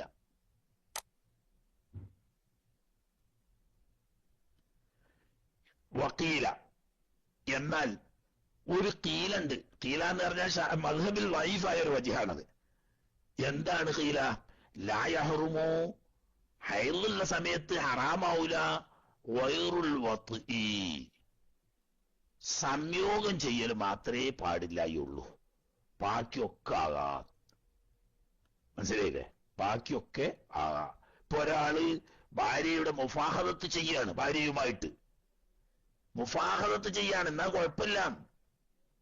അതല്ലെങ്കിൽ മുഫാഹദത്ത് തുടങ്ങിയ മറ്റ് ലൈംഗികമായ പ്രവർത്തനങ്ങളൊക്കെ ചെയ്യുന്നുണ്ട്, പക്ഷേ ഭാര്യയും ഭർത്താവും തമ്മിൽ എന്താവുന്നില്ല? ലൈംഗിക അവയവങ്ങൾ പരസ്പരം ബന്ധപ്പെടുന്നില്ല, എന്നാ കുഴപ്പമില്ല എന്നൊരു തീര. അത് മദ്ഹബല്ല, അത് പ്രത്യേകം മനസ്സിലാക്കണം. വഖ്താറഹു നവവിയു, ഈ ഖീലയെ ഇമാം നവവി റഹ്മത്തുള്ളാഹി അലൈഹി തങ്ങൾ മുഖ്താറാക്കിയിട്ടുണ്ട്. അത് ആദ്യം തന്നെ പഠിക്കുക. മുഖ്താർ എന്ന് പറഞ്ഞാൽ മദ്ഹബിന്റെ ഉസൂല് ഖായിദയിൽ നിന്നും പുറപ്പെട്ട് മദ്ഹബിന്റെ പുറത്തുള്ള ഒരു അഭിപ്രായത്തെ ഈ ഇമാമ് സ്വന്തമായി പറഞ്ഞതാണ്. ആ ഖൗലിന് മദ്ഹബിന്റെ ഉത്തരവാദിത്വം ഇല്ല. മനസ്സിലല്ലേ? മദ്ഹബിന്റെ ഉത്തരവാദിത്വം ആ ഖൗലിനില്ല. വേണമെങ്കിൽ നിങ്ങൾക്ക് ഇമാം നവവി റഹ്മത്തുള്ളാഹി അലൈഹി തങ്ങളെ പിന്തുടർന്നുകൊണ്ട് സൂക്ഷിക്കാൻ കഴിയും, അബദ്ധം വരില്ല എന്ന് ഉറപ്പുണ്ടെങ്കിൽ അങ്ങനെ ആകാവുന്നതാണ്. പക്ഷേ അങ്ങനെ ഒരു ഫത്വ ഒരു ഉസ്താദന്മാരിൽ നിന്നിട്ടും കിട്ടൂല. തന്നെയോ അല്ല, അത് ഷാഫി മദ്ഹബ് അല്ലതാനും. മുഖ്താർ എന്ന് എവിടെ പറഞ്ഞോ അതൊന്നും ആ മദ്ഹബല്ല എന്നുറപ്പായി. മദ്ഹബിന്റെ ഉസൂൽ അനുസരിച്ച് വരണമെങ്കിൽ വജ്ഹാവണം. ഇത് വജ്ഹല്ല, മുഖ്താറാണ്. അതുകൊണ്ട് മുഖ്താർ എന്ന് പറയുന്നത് ബാഹ്യമായ മറ്റ് തെളിവുകളുടെ അടിസ്ഥാനത്തിൽ മദ്ഹബിന്റെ ഉസൂലിന്റെ പുറത്ത് നിന്നിട്ടും മുൻഗണന കൊടുക്കുന്ന അഭിപ്രായമാണ്. അപ്പൊ അതുകൊണ്ട് ഷാഫി മദ്ഹബിൽ അങ്ങനെ ഹലാലാവും എന്ന് ആരും പറയണ്ട. ഷാഫി മദ്ഹബിൽ മുട്ടുപൊക്കിളട മറയില്ലാതെ ബന്ധപ്പെടൽ ഹറാമ് തന്നെയാണ്. എന്നാൽ ഇങ്ങനെ ഒരു കീലുണ്ട്. ആ കീലയെ ഇമാം നവവി റഹ്മത്തുള്ളാഹി അലൈഹി തങ്ങൾ മുഖ്താറാക്കിയിട്ടുണ്ട് തന്റെ തഹ്ഖീഖ് എന്ന കിതാബിൽ. അപ്പോ ഒരാൾക്ക് തന്റെ ലൈംഗികമായ വികാരത്തെ നന്നായി നിയന്ത്രിക്കാൻ കഴിയും. ഭാര്യയുടെ മുട്ടുമുക്കളുടെ മറയില്ലാതെ കാണുകയും സ്പർശിക്കുകയും ലൈംഗികമായ മറ്റു സുഖങ്ങളൊക്കെ അനുഭവിക്കുകയും ചെയ്താലും ഇവന് അള്ളാഹുവിനെ പേടിച്ച് ഇവന്റെ ലൈംഗിക വികാരത്തെ നിയന്ത്രിച്ച് സംയോഗത്തിൽ ഏർപ്പെടാതിരിക്കാൻ മാത്രമുള്ള കരുത്തുള്ള മനസ്സുണ്ട്, അസ്മ് ചെയ്യാൻ കഴിയും എങ്കിൽ അവർക്ക് ഈ കീലനുസരിച്ച് അമൽ ചെയ്യാം. പക്ഷേ അത് ഷാഫി മദ്ഹബല്ല, തന്നെയുമല്ല. നല്ല നിയന്ത്രണം കഴിയാത്ത ആളുകൾ ആ വാതിൽ തുറന്നാൽ വലിയ കുറ്റത്തിനത് കാരണമാകും എന്ന് മാത്രമല്ല, ദൗർഭാഗ്യവശാൽ ആർത്തവകാരിയായ ഒരു സ്ത്രീയുമായി ലൈംഗിക ബന്ധത്തിൽ ഏർപ്പെട്ട് ആ ബന്ധത്തിലെങ്ങാനും ഒരു കുട്ടി ജനിക്കാൻ ഇടവന്നാൽ ആ കുട്ടിക്ക് ജനിതകമായ പല തകരാറുകളും വരാനും പലതരത്തിലുള്ള അനാരോഗ്യങ്ങൾ ബാധിച്ച് ആ കുട്ടിയുടെ ജീവിതാന്ത്യം വരെ സങ്കടത്തിനും കണ്ണീരിനും ഇടവരാൻ സാധ്യത കൂടിയുണ്ട്.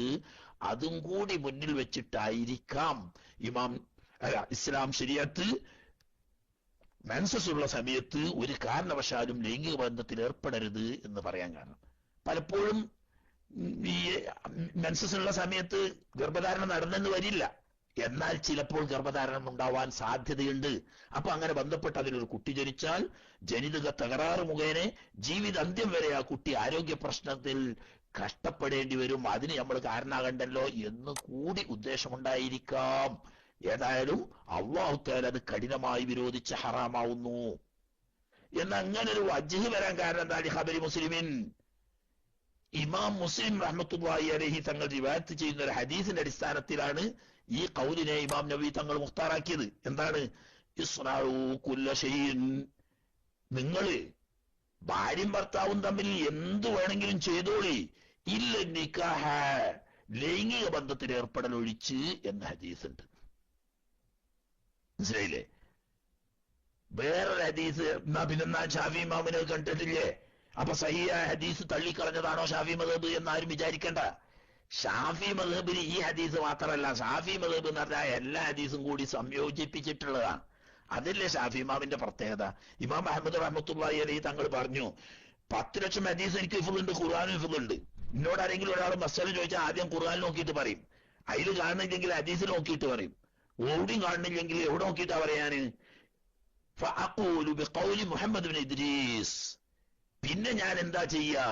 ബഹുമാനപ്പെട്ട എന്റെ ഉസ്താദ് ഇമാം ഷാഫി തങ്ങളുടെ ഖൗലാണ് പറയാ. അവിടെ പിന്നെ എനിക്ക് ഹദീസും ഖുർആനും ഒന്നും വേണ്ട. എന്താ അങ്ങനെ പറയാൻ കാരണം? ഒരാളെ തഖ്ലീദ് ചെയ്യാൻ പാടില്ല നിങ്ങളെ അങ്ങനെ അല്ലടോ തഖ്ലീദ്. ഇമാം അഹമ്മദ് പറയാണ്, ഇമാം ഷാഫി തങ്ങളെ 10 ലക്ഷം ഹദീസല്ല, എനിക്കാകെ 10 ലക്ഷം ഹദീസേ കിട്ടൂ ഖുർആനും. എന്നാൽ ഇമാം ഷാഫി തങ്ങൾക്ക് ഹദീസിൽ എനിക്കറിയാവുന്ന 10 ലക്ഷത്തിന്റെ അപ്പുറത്ത് ഇൽമുള്ള മനുഷ്യനാണ്, എനിക്കറിയാത്ത വല്ല ഹദീസിന്റെ അടിസ്ഥാനത്തിലായിരിക്കും പറഞ്ഞത് എന്ന് വെച്ചിട്ട് ബഹുമാനപ്പെട്ട ഇമാം ഷാഫി റഹ്മത്തുള്ളാഹി തങ്ങൾ പറഞ്ഞ ഖൗലനുസരിച്ച് ഞാൻ ഫത്വ ചെയ്യും എന്ന് പറഞ്ഞ ആളാ ഷാഫി ഇമാമ്. ആ ഷാഫി ഇമാമ് ഒരു ഹദീസും ഒരു ആയത്തും കൊണ്ടിട്ടല്ല ഫത്വ അറിയല്, മസല അറിയല്, മറിച്ച് ഹദീസുകളെ മുഴുവൻ യോജിപ്പിക്കുകയാണ്. ബഹുമാനപ്പെട്ട നബി സല്ലല്ലാഹു അലൈഹി വസല്ലമ തങ്ങൾ സാധാരണയായി അവിടുത്തെ പത്നിമാരോട് എന്തു പറയുമായിരുന്നു? ആർത്തവമുള്ള സമയത്ത് മുട്ടുമുക്കളുടെ മറയുന്ന ഒരു വസ്ത്രം ധരിക്കാൻ പറയുമായിരുന്നു. മുട്ടുമുക്കളുടെ വസ്ത്രം ധരിച്ച് പിന്നീട് ബാക്കി കാര്യങ്ങളിലൊക്കെ സാധാരണ പോലെ പെരുമാറുമായിരുന്നു എന്ന് ഉമ്മഹാത്തുൽ മുഅ്മിനീങ്ങൾ പലരും റിവായത്ത് ചെയ്തിട്ടുണ്ട്. ഇപ്പൊ ഇവിടെ മുട്ടുമുക്കളുടെ മറയുന്ന വസ്ത്രം ധരിച്ചുകൊണ്ട് പിന്നീട് ബാക്കിയെല്ലാം ചെയ്യാറുണ്ടായിരുന്നു എന്ന് പറഞ്ഞപ്പോ ഇസ്നാഉ കുല്ല ഷൈഇൻ ഇല്ല നിക്കാഹ് എന്ന് പറഞ്ഞോടത്ത് മറന്റെ പുറത്തുള്ള പണിയാണ് പറഞ്ഞത് എന്ന് മനസ്സിലാക്കേണ്ടതാണ്. ഈ സംയോഗമല്ലാത്തത് തന്നെ മറക്ക് പുറത്താണ് മുട്ടുമുക്കളുടെ ഇടയിൽ സംയോഗമല്ലാത്തൊക്കെ ചെയ്തോളി എന്ന് പറഞ്ഞത്. അപ്പൊ മറയില്ലാതെ ചെയ്യാ എന്നല്ല. കണ്ടോ, 2 ഹദീസും കൂടി സംയോജിപ്പിച്ചപ്പം ഷാഫി മദ്ഹബ് ക്ലിയർ. അതേ സമയത്ത് ഇസ്നാഉ കുല്ല ഷൈഇൻ ഇല്ല നിക്കാഹ് എന്ന് സ്വന്തം പറഞ്ഞപ്പോൾ എന്തായി? സ്വന്തം പറഞ്ഞപ്പോ സംയോഗം ചെയ്യാൻ ഞാൻ മതി, മറയില്ലാതെ തന്നെ മുട്ടുമുക്കളുടെ ഉപയോഗിക്കുന്നതോട് കുഴപ്പമില്ല. അപ്പൊ മറ്റേ ഹദീസ് മാറ്റി വെച്ചിട്ടാണ്, മറ്റേ ഹദീസ് കൂടി കൂട്ടിയ ഷാഫി മദ്ഹബ് ക്ലിയർ. ഓക്കെ, വൈദങ്കത്താദമുഹ, അതെ അങ്ങനെ ഹൈള് നിന്നു, രക്തം നിലച്ചാൽ ഹല്ലലഹ, ആ ഹൈളുണ്ടായിരുന്ന സ്ത്രീക്ക് ഹലാലാകും. എന്താ ഹലാലാകുക? ഖബലൽ ഗുസ്ലി, കുളിക്കുന്നതിന് മുമ്പ് തന്നെ ഹലാലാവും. സൗമുൻ, നോമ്പ് വെൽക്കല്. ഹൈളുള്ളവർക്ക് നിക്കിരിക്കാൻ പാടില്ലാത്തതുപോലെ നോമ്പ് വെൽക്കാനും പാടില്ലല്ലോ. എന്നാ കുളിച്ചാലേ നിക്കിരിക്കാൻ പാടുള്ളൂ, കുളിക്കുന്നതിന് മുമ്പ് നിക്കിരിക്കാൻ പാടില്ല. എന്നാൽ നോമ്പ് അങ്ങനെയല്ല, രാത്രി ഹൈറ് നിന്നു എന്നാ സുബിയായിട്ട് കുളിക്കാൻ കരുതി, എന്നാ രാത്രി നെയ്യത്ത് ചെയ്ത് നോമ്പ് നോക്കുന്നതിന് കുഴപ്പമില്ലാന്ന് പറഞ്ഞ് രാത്രി ഹൈറ് നിന്ന് ശുദ്ധിയായി, കുളിച്ചിട്ടില്ല, എന്നാൽ സുബഹിസ്കരിക്കാൻ വേണ്ടി കുളിച്ചാൽ മതിയല്ലോ. രാത്രി തന്നെ നെയ്യത്ത് ചെയ്ത് സുബഹിയോടുകൂടി നോമ്പുകാരിയായില്ലേ, നോമ്പുകാരി ആയിക്കൊണ്ട് പിന്നെ കുളിച്ചാലും കുഴപ്പമില്ല. അപ്പൊ നോമ്പിന് എന്ത് തടസ്സമല്ല, കുളിച്ചോളം എന്നില്ല, ഹൈറ് നിന്നാ മതി.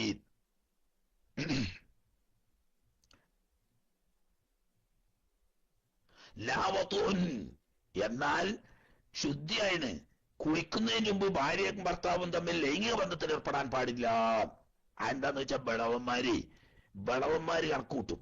ഏതായാലും ഇപ്പൊ 5-6 വർഷമായി കുളിച്ചിട്ടില്ലല്ലോ, ഇനി ഒന്ന് കുളിക്കണം, എന്നാ സംഗതി ഏതായാലും പുതിയാപ്പിളയായിട്ട് കണ്ടിട്ട് 5-6 ദിവസമായി, ആ പരിപാടിയാണ് നടക്കട്ടെ, രണ്ടിനും കൂടി ഒറ്റക്കുള്ളി ഒബില്ലാഹി തൗഫീഖ്, അത് പറ്റൂലാന്ന്.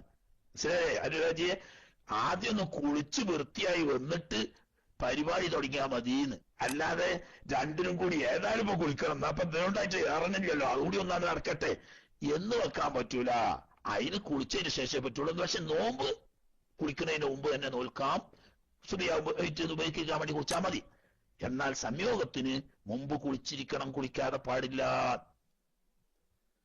എന്നാൽ ഇപ്പറഞ്ഞത് ഖിലാഫല്ലിമാ ബഅസഹു അൽ-അല്ലാമത്തു അൽ-ജലാലു സുയൂത്തി റഹ്മഹുല്ലാഹ്, ബഹുമാനപ്പെട്ട ഇമാം ജലാലുദ്ദീൻ സുയൂത്തി റഹ്മത്തുള്ളാഹി അലൈഹി ബഹസായി പറഞ്ഞൊരു കൗലിനെതിരാണത്. മനസ്സിലായില്ലേ? ബഹസായി പറയാന്നറിയാൻ കാരണേ, ഇമാം സുയൂത്തി റഹ്മത്തുള്ളാഹി അലൈഹി തങ്ങൾ വലിയ മഹാനാണ്, ഒരുപാട് ഇൽമുള്ള ആളാണ്. ഹദീസ് വിഷയത്തിൽ പിൽക്കാലത്ത് ഇമാം സുയൂത്തി തങ്ങളെ മറികടക്കാൻ പറ്റുന്ന ഒരു ഇമാമ് വന്നിട്ടില്ല. അത്രയൊക്കെ വലിയ ആളാണെങ്കിലും അസ്ഹാബ് ഷാഫിയത്തിൽപ്പെട്ട മുജ്തഹിദായിട്ട് ആരും എണ്ണീട്ടില്ല. മൂപ്പരൊക്കെ മുജ്തഹിദാന്നൊക്കെ പറഞ്ഞു നോക്കിയാണ്, ആള് മോശമായിട്ടല്ല, മുജ്തഹിദാന്നൊക്കെ പറഞ്ഞു നോക്കിയാണ്, അതിന് എത്തിയിട്ടില്ല. അങ്ങനെ അസ്ഹാബുൽ വുജൂഹിൽപ്പെട്ട മുജ്തഹിദായിട്ട് പോലും എണ്ണിട്ട്, അത് പറയട്ടെ, അത് പറയട്ടെ, അസ്ഹാബുൽ വുജൂഹിൽപ്പെട്ട ഒരാളായിട്ടാണെങ്കിൽ അയാളെ ഇത്തിഹാദനുസരിച്ച് വജ്ഹ് എന്ന് പറയാ, ഇത് വജ്ഹ് എന്ന് പറയാൻ പറ്റൂല. മറിച്ച് മദ്ഹബിന്റെ ഉസൂൽ അനുസരിച്ച് മുജ്തഹിദ് അല്ലാത്ത ഒരു പണ്ഡിതൻ മസ്അലക്ക് വേണ്ടി തെളിവുകൾ പരതി അതിൽ നിന്നും മഹാന്മാരുടെ കൗല്, മുൻഗാമികളായ അസ്ഹാബിന്റെയോ ഇമാമിന്റെയോ കൗല് പരിശോധിച്ച് അതിൽ നിന്നും സാമ്യത മനസ്സിലാക്കി പറയുന്ന കൗലുകൾക്കാണ് ബഹസ് എന്ന് പറയുന്നത്. ബഹസ് അസ്ഹാബുൽ വുജൂഹിന്റെ ദർജ എത്താത്ത, അഥവാ മദ്ഹബിൽ ഇജ്തിഹാദ് ചെയ്യാനുള്ള അസ്ഹാബുൽ വുജൂഹിന്റെ ദർജ എത്താത്ത ഉലമാക്കൾ മദ്ഹബിന്റെ ഉസൂലും ഖായിദയും അംഗീകരിച്ചു കൊണ്ട് നടത്തുന്ന അന്വേഷണ പ്രക്രിയയുടെ ഫലമാണ് ബഹസ്. അപ്പൊ അതെന്താ? മദ്ഹബിന്റെ ഉസൂൽ അനുസരിച്ചൊക്കെ തന്നെ നേരത്തെ പറഞ്ഞ ഇത് മുഖ്താർ എന്ന് പറയും പോലെ ഉസൂലിന്റെ ഖായിദ മദ്ഹബിന് പുറത്തല്ല, മദ്ഹബിന്റെ ഉസൂലിൽ നിന്നുകൊണ്ട് തന്നെയാണ്. പക്ഷെ ആൾ എവിടെ എത്തിയിട്ടില്ല? അസ്ഹാബുൽ വുജൂഹിന്റെ ഇജ്തിഹാദിന്റെ ദർജയിൽ എത്തിയിട്ടില്ല. അപ്പൊ ഇജ്തിഹാദിന്റെ ദർജയിൽ എത്താത്ത ഇൽമുള്ള ഉലമാക്കള് ബഹസായി പറയും. അത് ഇപ്പോഴുള്ള വലിയ ഉലമാവും ഫുഖഹാവും പറയാറുണ്ട് ബഹസായിട്ട്.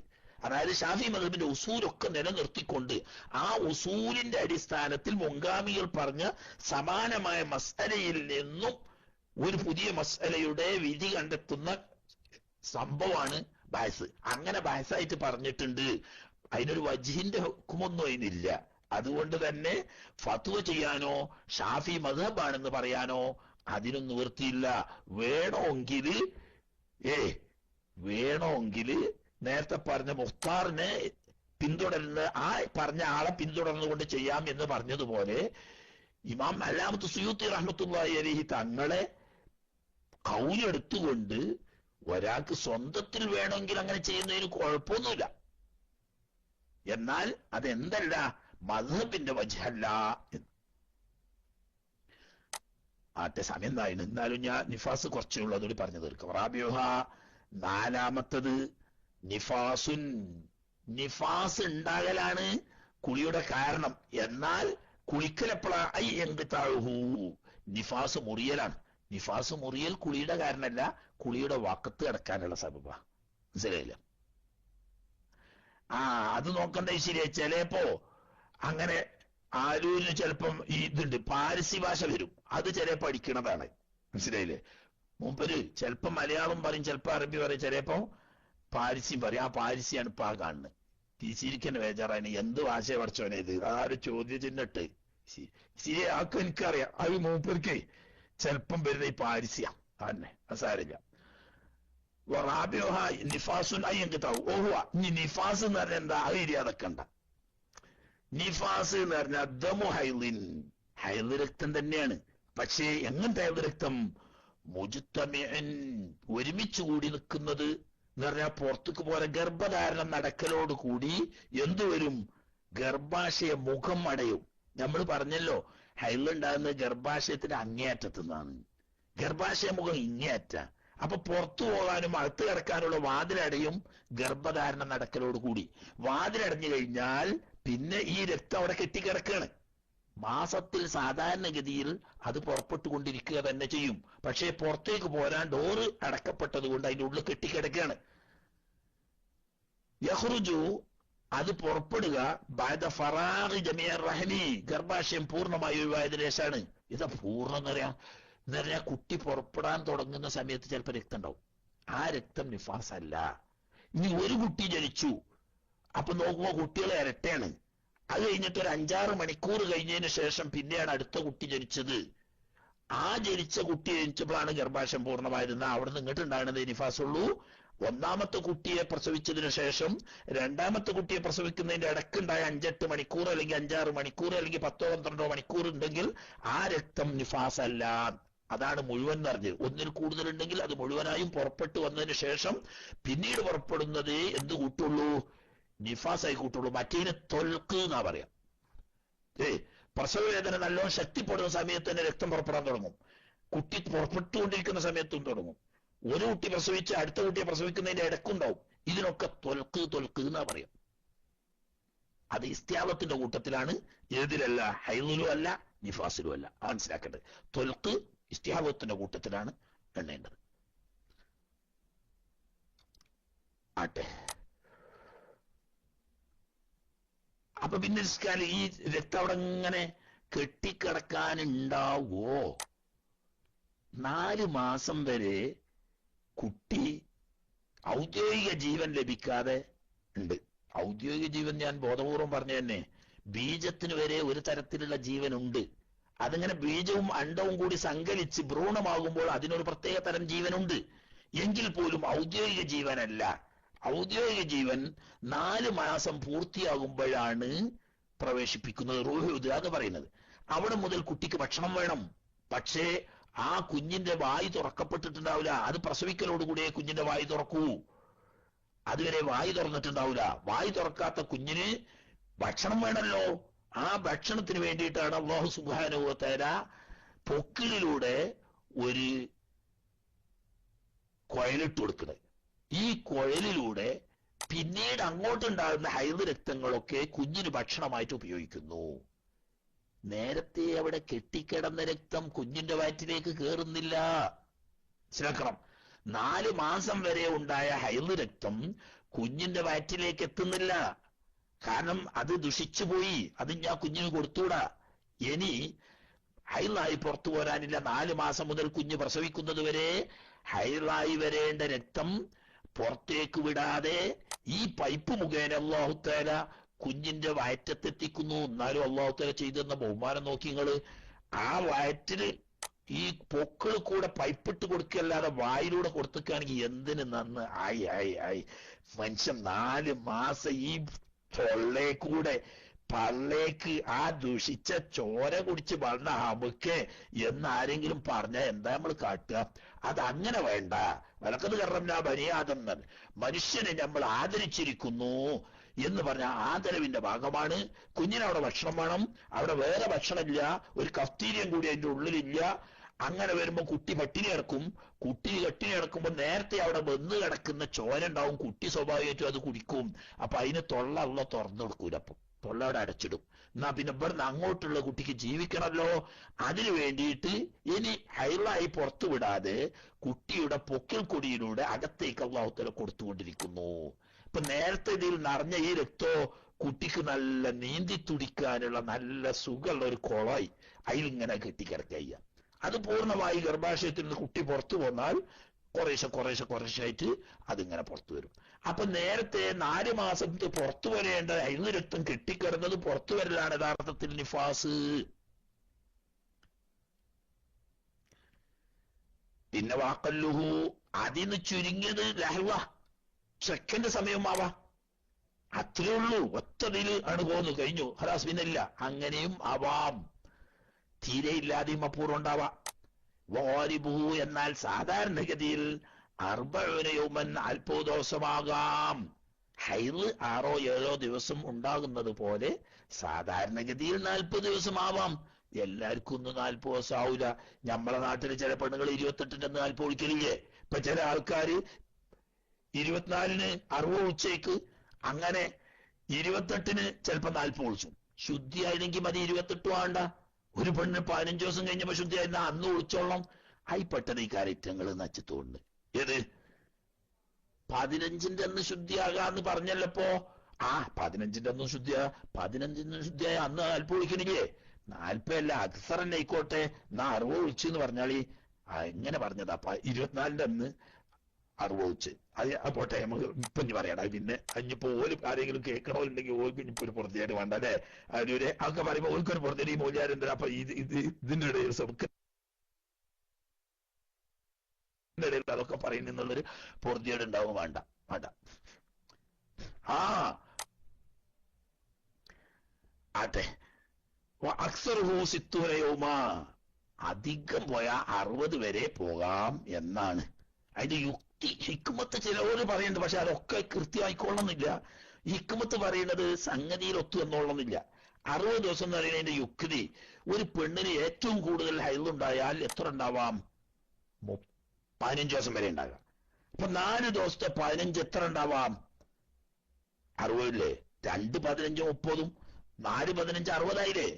അപ്പൊ ഏറ്റവും കൂടുതലുള്ള ഹൈദ് 15 ദിവസമാവാം എന്നതുപോലെ 4 മാസത്തിലെ ഹൈദ് ഒരുമിച്ച് കൂടിയത് 60 ദിവസം കൊണ്ട് പുറപ്പെട്ട് തീരാം.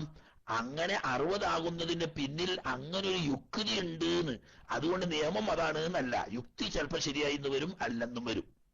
ഓട്ടെ,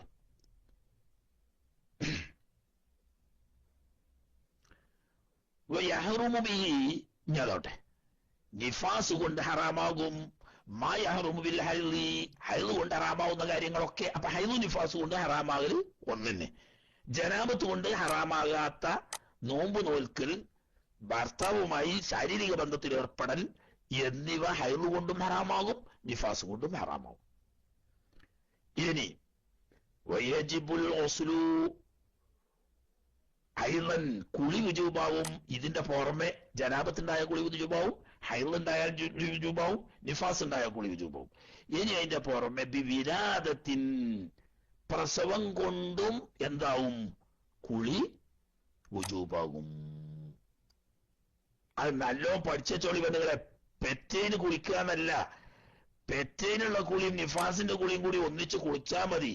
ഒരു പെണ്ണിന് നിഫാസ് ഇല്ലാട്ടിക്കോളി, അതാ പറഞ്ഞ പോലെ ബലലിൻ, ഒരു നരവും പശർമയില്ല, അങ്ങനെ ഒരു കുട്ടീനോട് പ്രസവിച്ചു, എന്നാലും കുളി നിർബന്ധമാണ്.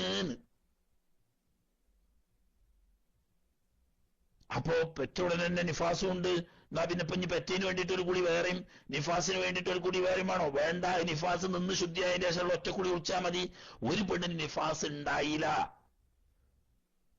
എന്നാലും ഓള് കുളിക്കണം. അപ്പൊ ഓള് എന്തിനാ കുളിക്കുന്നത്? ഓള് കുളിച്ച പ്രസവിച്ചതിന്. അപ്പൊ നിഫാസ് ഉണ്ട്, എന്നാ അതിന് കുളിച്ചാൽ തന്നെ പ്രസവത്തിന്റെ കുളിയിൽ പെട്ടു. നിഫാസ് ഇല്ലാതെ ഒരു പെണ്ണ് പ്രസവിച്ചു, എന്നാൽ ആ പെണ്ണ് പ്രസവിച്ചതിന് കുളിക്കണം എന്നർത്ഥം. പിന്നെ അലക്കത്തിൻ വമുദഗത്തിൻ ഉണ്ടോ? അത് എല്ലാം പഠിക്കേണ്ടതാ. ഇടക്ക് ഇവിടെ അല്പം സംശയം വരുന്നൊരു മസലയാണത്. അതായത് ഒരു സ്ത്രീ അബോർഷനായി, അത് ജത്തക്കട്ടയായിട്ടാണെങ്കിലും വേണ്ടിയില്ല, മാംസക്കട്ടയായിട്ടായാലും വേണ്ടില്ല, എന്ന് പറഞ്ഞാൽ മനുഷ്യന്റെ രൂപം വന്നിട്ടില്ല, അവയവങ്ങളൊന്നും സൃഷ്ടിക്കപ്പെട്ടിട്ടില്ല, മനുഷ്യരൂപം വന്നിട്ടില്ല, കേവലം ചോരക്കട്ടയാണ്. അതല്ലെങ്കിൽ കേവലം രക്തക്കട്ടയായിട്ടുള്ളൂ. അങ്ങനെ അബോർഷനായി, അല്ലെങ്കിൽ ആക്കാൻ പാടില്ല, പക്ഷേ ആക്കി. എങ്ങനെ? ഒരു പെണ്ണ് ആർത്തുവന്ന് വെച്ചു, ഗർഭലക്ഷണം കണ്ടു. അപ്പൊ ഇവരെ സംബന്ധിച്ച് ഇപ്പോൾ ഗുരുതരമായ ആരോഗ്യ പ്രശ്നമുണ്ട്, ഈ സമയത്ത് ഗർഭധാരണം കൊണ്ട് അവരെ ജീവന് പോലും അപകടം വരാൻ സാധ്യതയുണ്ട് എന്ന് കണ്ടു. അങ്ങനെ ഡോക്ടർ സമീപിച്ചവൻ പറഞ്ഞു അത് ഒഴിവാക്കണം എന്ന്. അങ്ങനെ ഒഴിവാക്കി. അപ്പൊ മനുഷ്യന്റെ രൂപമൊന്നും ആയിട്ടില്ല, എന്നാലും കുളിക്കണം എന്ന്. അല്ലേ മനസ്സിലായോ? അപ്പൊ തേഞ്ഞു പറ്റാലും കുളിക്കണം. ഗർഭലക്ഷണം കണ്ട് ഗർഭമാണ് എന്ന് ഒരു ഗൈനക്കോളജിസ്റ്റ്, ഒരു വിദഗ്ധനായ ഒരു ഡോക്ടർ ഇത് ഗർഭത്തിന്റെ തുടക്കമാണ്, ഗർഭത്തിന്റെ ആദ്യ ദിശയാണ് എന്ന് സർട്ടിഫൈ ചെയ്യുന്നുണ്ടെങ്കിൽ അതിലൊക്കെ അത് പുറപ്പെട്ടാ കുളിക്കണം. അല്ലാതെ മനുഷ്യരൂപത്തിൽ പ്രസവിച്ചാല് അല്ലെങ്കിൽ ജീവനോട് കൂടെ പ്രസവിച്ചാല് എന്നൊന്നുമല്ല. മനുഷ്യരൂപം ഉണ്ടെങ്കിലും ഇല്ലെങ്കിലും ജീവനുണ്ടെങ്കിലും ഇല്ലെങ്കിലും ഗർഭത്തിന്റെ ആദ്യ ദശയാവുന്ന രക്തക്കട്ടയാണ് പുറത്തു പോകുന്നതെങ്കിലും കുളിക്കൽ വുജൂബാണ്. കണ്ടോ? ഇനി കൂട്ടത്തിലൊന്ന് പറയാ, അത് നേരത്തെ എണ്ണി പറഞ്ഞപ്പെട്ടിട്ടില്ല. കുളി നിർബന്ധമാവുന്ന മറ്റൊരു കാര്യമാണ് വബി മൗത്തി മുസ്ലിമിൻ, ഒരു മുസ്ലിമായ മനുഷ്യൻ മരിക്കുക, ആ മരിച്ചാലും കുളി വുജൂബാകും. പക്ഷേ ആ മനുഷ്യനല്ല വുജൂബാകുന്ന, കുളി നാട്ടുകാർക്ക. അവിടെ പ്രശ്നം. ഇതുവരെ പറഞ്ഞ അവനാണ് വുജൂബാകുന്നതാ. ജനാപത്തുണ്ടായാൽ ആ കുളിക്കേണ്ടത്, ഹൈവുണ്ടായാൽ അത് നിന്നിട്ട് ഓളാ കുളിക്കേണ്ടത്, നിഫാസ് ഉണ്ടായാൽ ഓളാ കുളിക്കേണ്ടത്, പ്രസവിച്ചാൽ അവളാണ് കുളിക്കേണ്ടത്. മരിച്ച മറ്റു മുക്കല്ലഫീങ്ങളായ ആളുകൾക്കാണ് ഫർള്. അതുകൊണ്ടാണ് കുളിയുടെ കാരണങ്ങൾ 4 എന്ന് പറഞ്ഞ് ചുരുക്കി 5ാമത്തെ ഏച്ചൂട്ടി പറഞ്ഞത്. കാരണം ഇത് കുളി നിർബന്ധാതെ ഇയാൾക്കല്ല, അയാളെ കുളിപ്പിക്കൽ നമ്മക്ക് നിർബന്ധാകുകയാണ്. പക്ഷേ ഏത് മുസ്ലിമിൻ വൈരി ഷഹീദിൻ, ഷഹീദ് അല്ലാത്ത മുസ്ലിം, ഷഹീദ് ഉഹറവിയായ ഷഹീദ് എന്ന് പറഞ്ഞിട്ടും ദുന്യവിയായ ഷഹീദ് പറഞ്ഞിട്ടും 2 ഷഹീദ് ഉണ്ട്. മനസ്സിലായില്ലേ? ഉഹറവിയായ ഷഹീദിനെ കുളിപ്പിക്കണം, കുളി വുജൂബാണ്. ഏതുപോലെ ഒരു സ്ത്രീ പ്രസവവേദന തുടങ്ങി പ്രസവ സംബന്ധമായ കാരണത്താൽ മരണപ്പെട്ടു, ഉഹറവിയായ ഷഹീദാണ്. ശ്രോതാക്കന്മാരുടെ ദർജ പരലോകത്തെത്തുമ്പോൾ നല്ല ഷഹീദ് തന്നെ. പക്ഷേ കുളിപ്പിക്കണം, മയ്യത്തുസ്കരിക്കണം. കാരണം എന്താ? അത് ദുന്യവിയായ ഷഹീദല്ല, ഉഹറവിയായ ഷഹീദാ. അതേ സമയത്ത് തന്റെ ഭൂമി കയ്യേറാൻ വന്നു, അല്ലെങ്കിൽ തന്റെ മോളെയോ ഭാര്യയെയോ കയ്യേറാൻ വന്നു, അവിടെ തടഞ്ഞു, ആക്രമിക്കുന്നു, ഓനും ഷഹീദാ. പക്ഷേ ഓനെ കുളിപ്പിക്കണം. ആ ഷഹീദല്ല അവിടെ ഉദ്ദേശിക്കുന്നത്. മറിച്ച് അള്ളാഹുവിന്റെ ദീനിന്റെ രക്ഷയ്ക്ക് വേണ്ടി, മുസ്ലിം രാജ്യത്തിന്റെ രാജ്യരക്ഷയ്ക്ക് വേണ്ടി, മുസ്ലിം ഗവൺമെന്റിന്റെ ഔദ്യോഗികമായ നിലക്കുള്ള യുദ്ധത്തിൽ ഏർപ്പെട്ട് ശത്രുവുമായി കൊണ്ടുള്ള യുദ്ധത്തിൽ മരണപ്പെട്ടാൽ അവനാണ് ഔദ്യോഗിക ഷഹീദ്. ആ ഷഹീദിനെ കുളിപ്പിക്കാൻ പാടില്ല. രക്തത്തോടു കൂടി ആ രക്തം പുരണ്ട വസ്ത്രത്തിൽ തന്നെയാണ് അദ്ദേഹത്തെ മറമാടേണ്ടത്. അവിടെ കുളിപ്പിക്കാനും പാടില്ല, നിസ്കരിക്കാനും പാടില്ല. അല്ലാത്തവരൊക്കെ ഉഹ്റവിയായ ഷഹീദായിട്ട് പലരും ഉണ്ട്. അവൊക്കെ കുളിപ്പിക്കുകയും വേണം, അതുപോലെ തന്നെ നിസ്കരിക്കുകയും വേണം. അപ്പൊ ഷഹീദ് അല്ല, ദുന്യവിയും മുഹ്റവിയുമായ ഷഹീദ് അല്ലാത്ത ആളുകൾ, രണ്ടും കൂടിയായ ഷഹീദ്. ചിലപ്പോ ദുന്യവി മാത്രമാവും, ഉഹ്റവി ആവില്ല. കാരണം ആള് മുനാഫിക്കായിരുന്നു, ലോകമാന്യത്തിന് വേണ്ടി യുദ്ധം ചെയ്തതാണ്. എന്നാ ദുന്യാവില് ഷഹീദ് എന്ന് തന്നെ പറയാം, ആഖിറത്തിൽ ഷഹീദ് ഇല്ലെങ്കിലും എന്നാലും അവിടെ കുളിപ്പിക്കണം. അപ്പൊ മുസ്ലിം ഗവൺമെന്റിന്റെ ഔദ്യോഗികമായ യുദ്ധം ചെയ്യുന്ന രാജ്യരക്ഷയ്ക്ക് വേണ്ടിയിട്ട് ചെയ്യുന്ന യുദ്ധത്തിൽ കൊല്ലപ്പെട്ടാൽ അവരാണ് ഷഹീദ്. ആ ഷഹീദിനാണ് കുളിപ്പിക്കേണ്ടത്. അല്ലാത്ത ഷഹീദ് ഉണ്ട്. ഒരുത്തൻ തന്റെ ഭൂമി കയ്യേറാൻ വരികയാണ്, ഓനെ തടഞ്ഞപ്പോ മറ്റോൻ വെടിവെച്ചു, ഇവൻ മരിച്ചു, ഓനും ഷഹീദ് തന്നെ, പക്ഷെ കുളിപ്പിക്കണം. അതുപോലെ തന്നെ ഇവന്റെ ഭാര്യയെ മക്കളെയോ ആക്രമിക്കാൻ വരുന്നു, അത് ഇവൻ തടയാൻ ശ്രമിച്ചപ്പോ അക്രമി വെട്ടിക്കൊന്നു, എന്നാലും ഓൻ ഷഹീദാണ്. നേരത്തെ പറഞ്ഞവർക്ക് പ്രസവ സംബന്ധമായ കാരണങ്ങളാൽ ഒരു സ്ത്രീ മരണപ്പെട്ടു, അവളും ഷഹീദാണ്. പക്ഷെ അതൊക്കെ ഉഹ്റവിയായ ശ്രോതാക്കളാണ്, അവരെയൊക്കെ കുളിപ്പിക്കണം. അല്ലാത്ത ഷഹീദിനാണെങ്കിൽ കുളിപ്പിക്കേണ്ടതില്ല. ഇനി കുളിന്റെ ഫർളാണ് ഇൻഷാ അല്ലാഹ്. അത് നാളെ. സമയം കുറച്ച് നീണ്ടുപോയി, എന്നാലും ആ വിഷയം പൂർത്തിയാക്കണമല്ലോ എന്നുള്ള എനിക്ക് ഇനി കുറച്ചു നേരം ചോദ്യമൊക്കെ ആയിട്ട് പോവാം. ഈ ചോദ്യകർത്താക്കൾക്ക് വേണ്ടി മൈക്ക് കൈമാറുന്നു. അസ്സലാമു അലൈക്കും.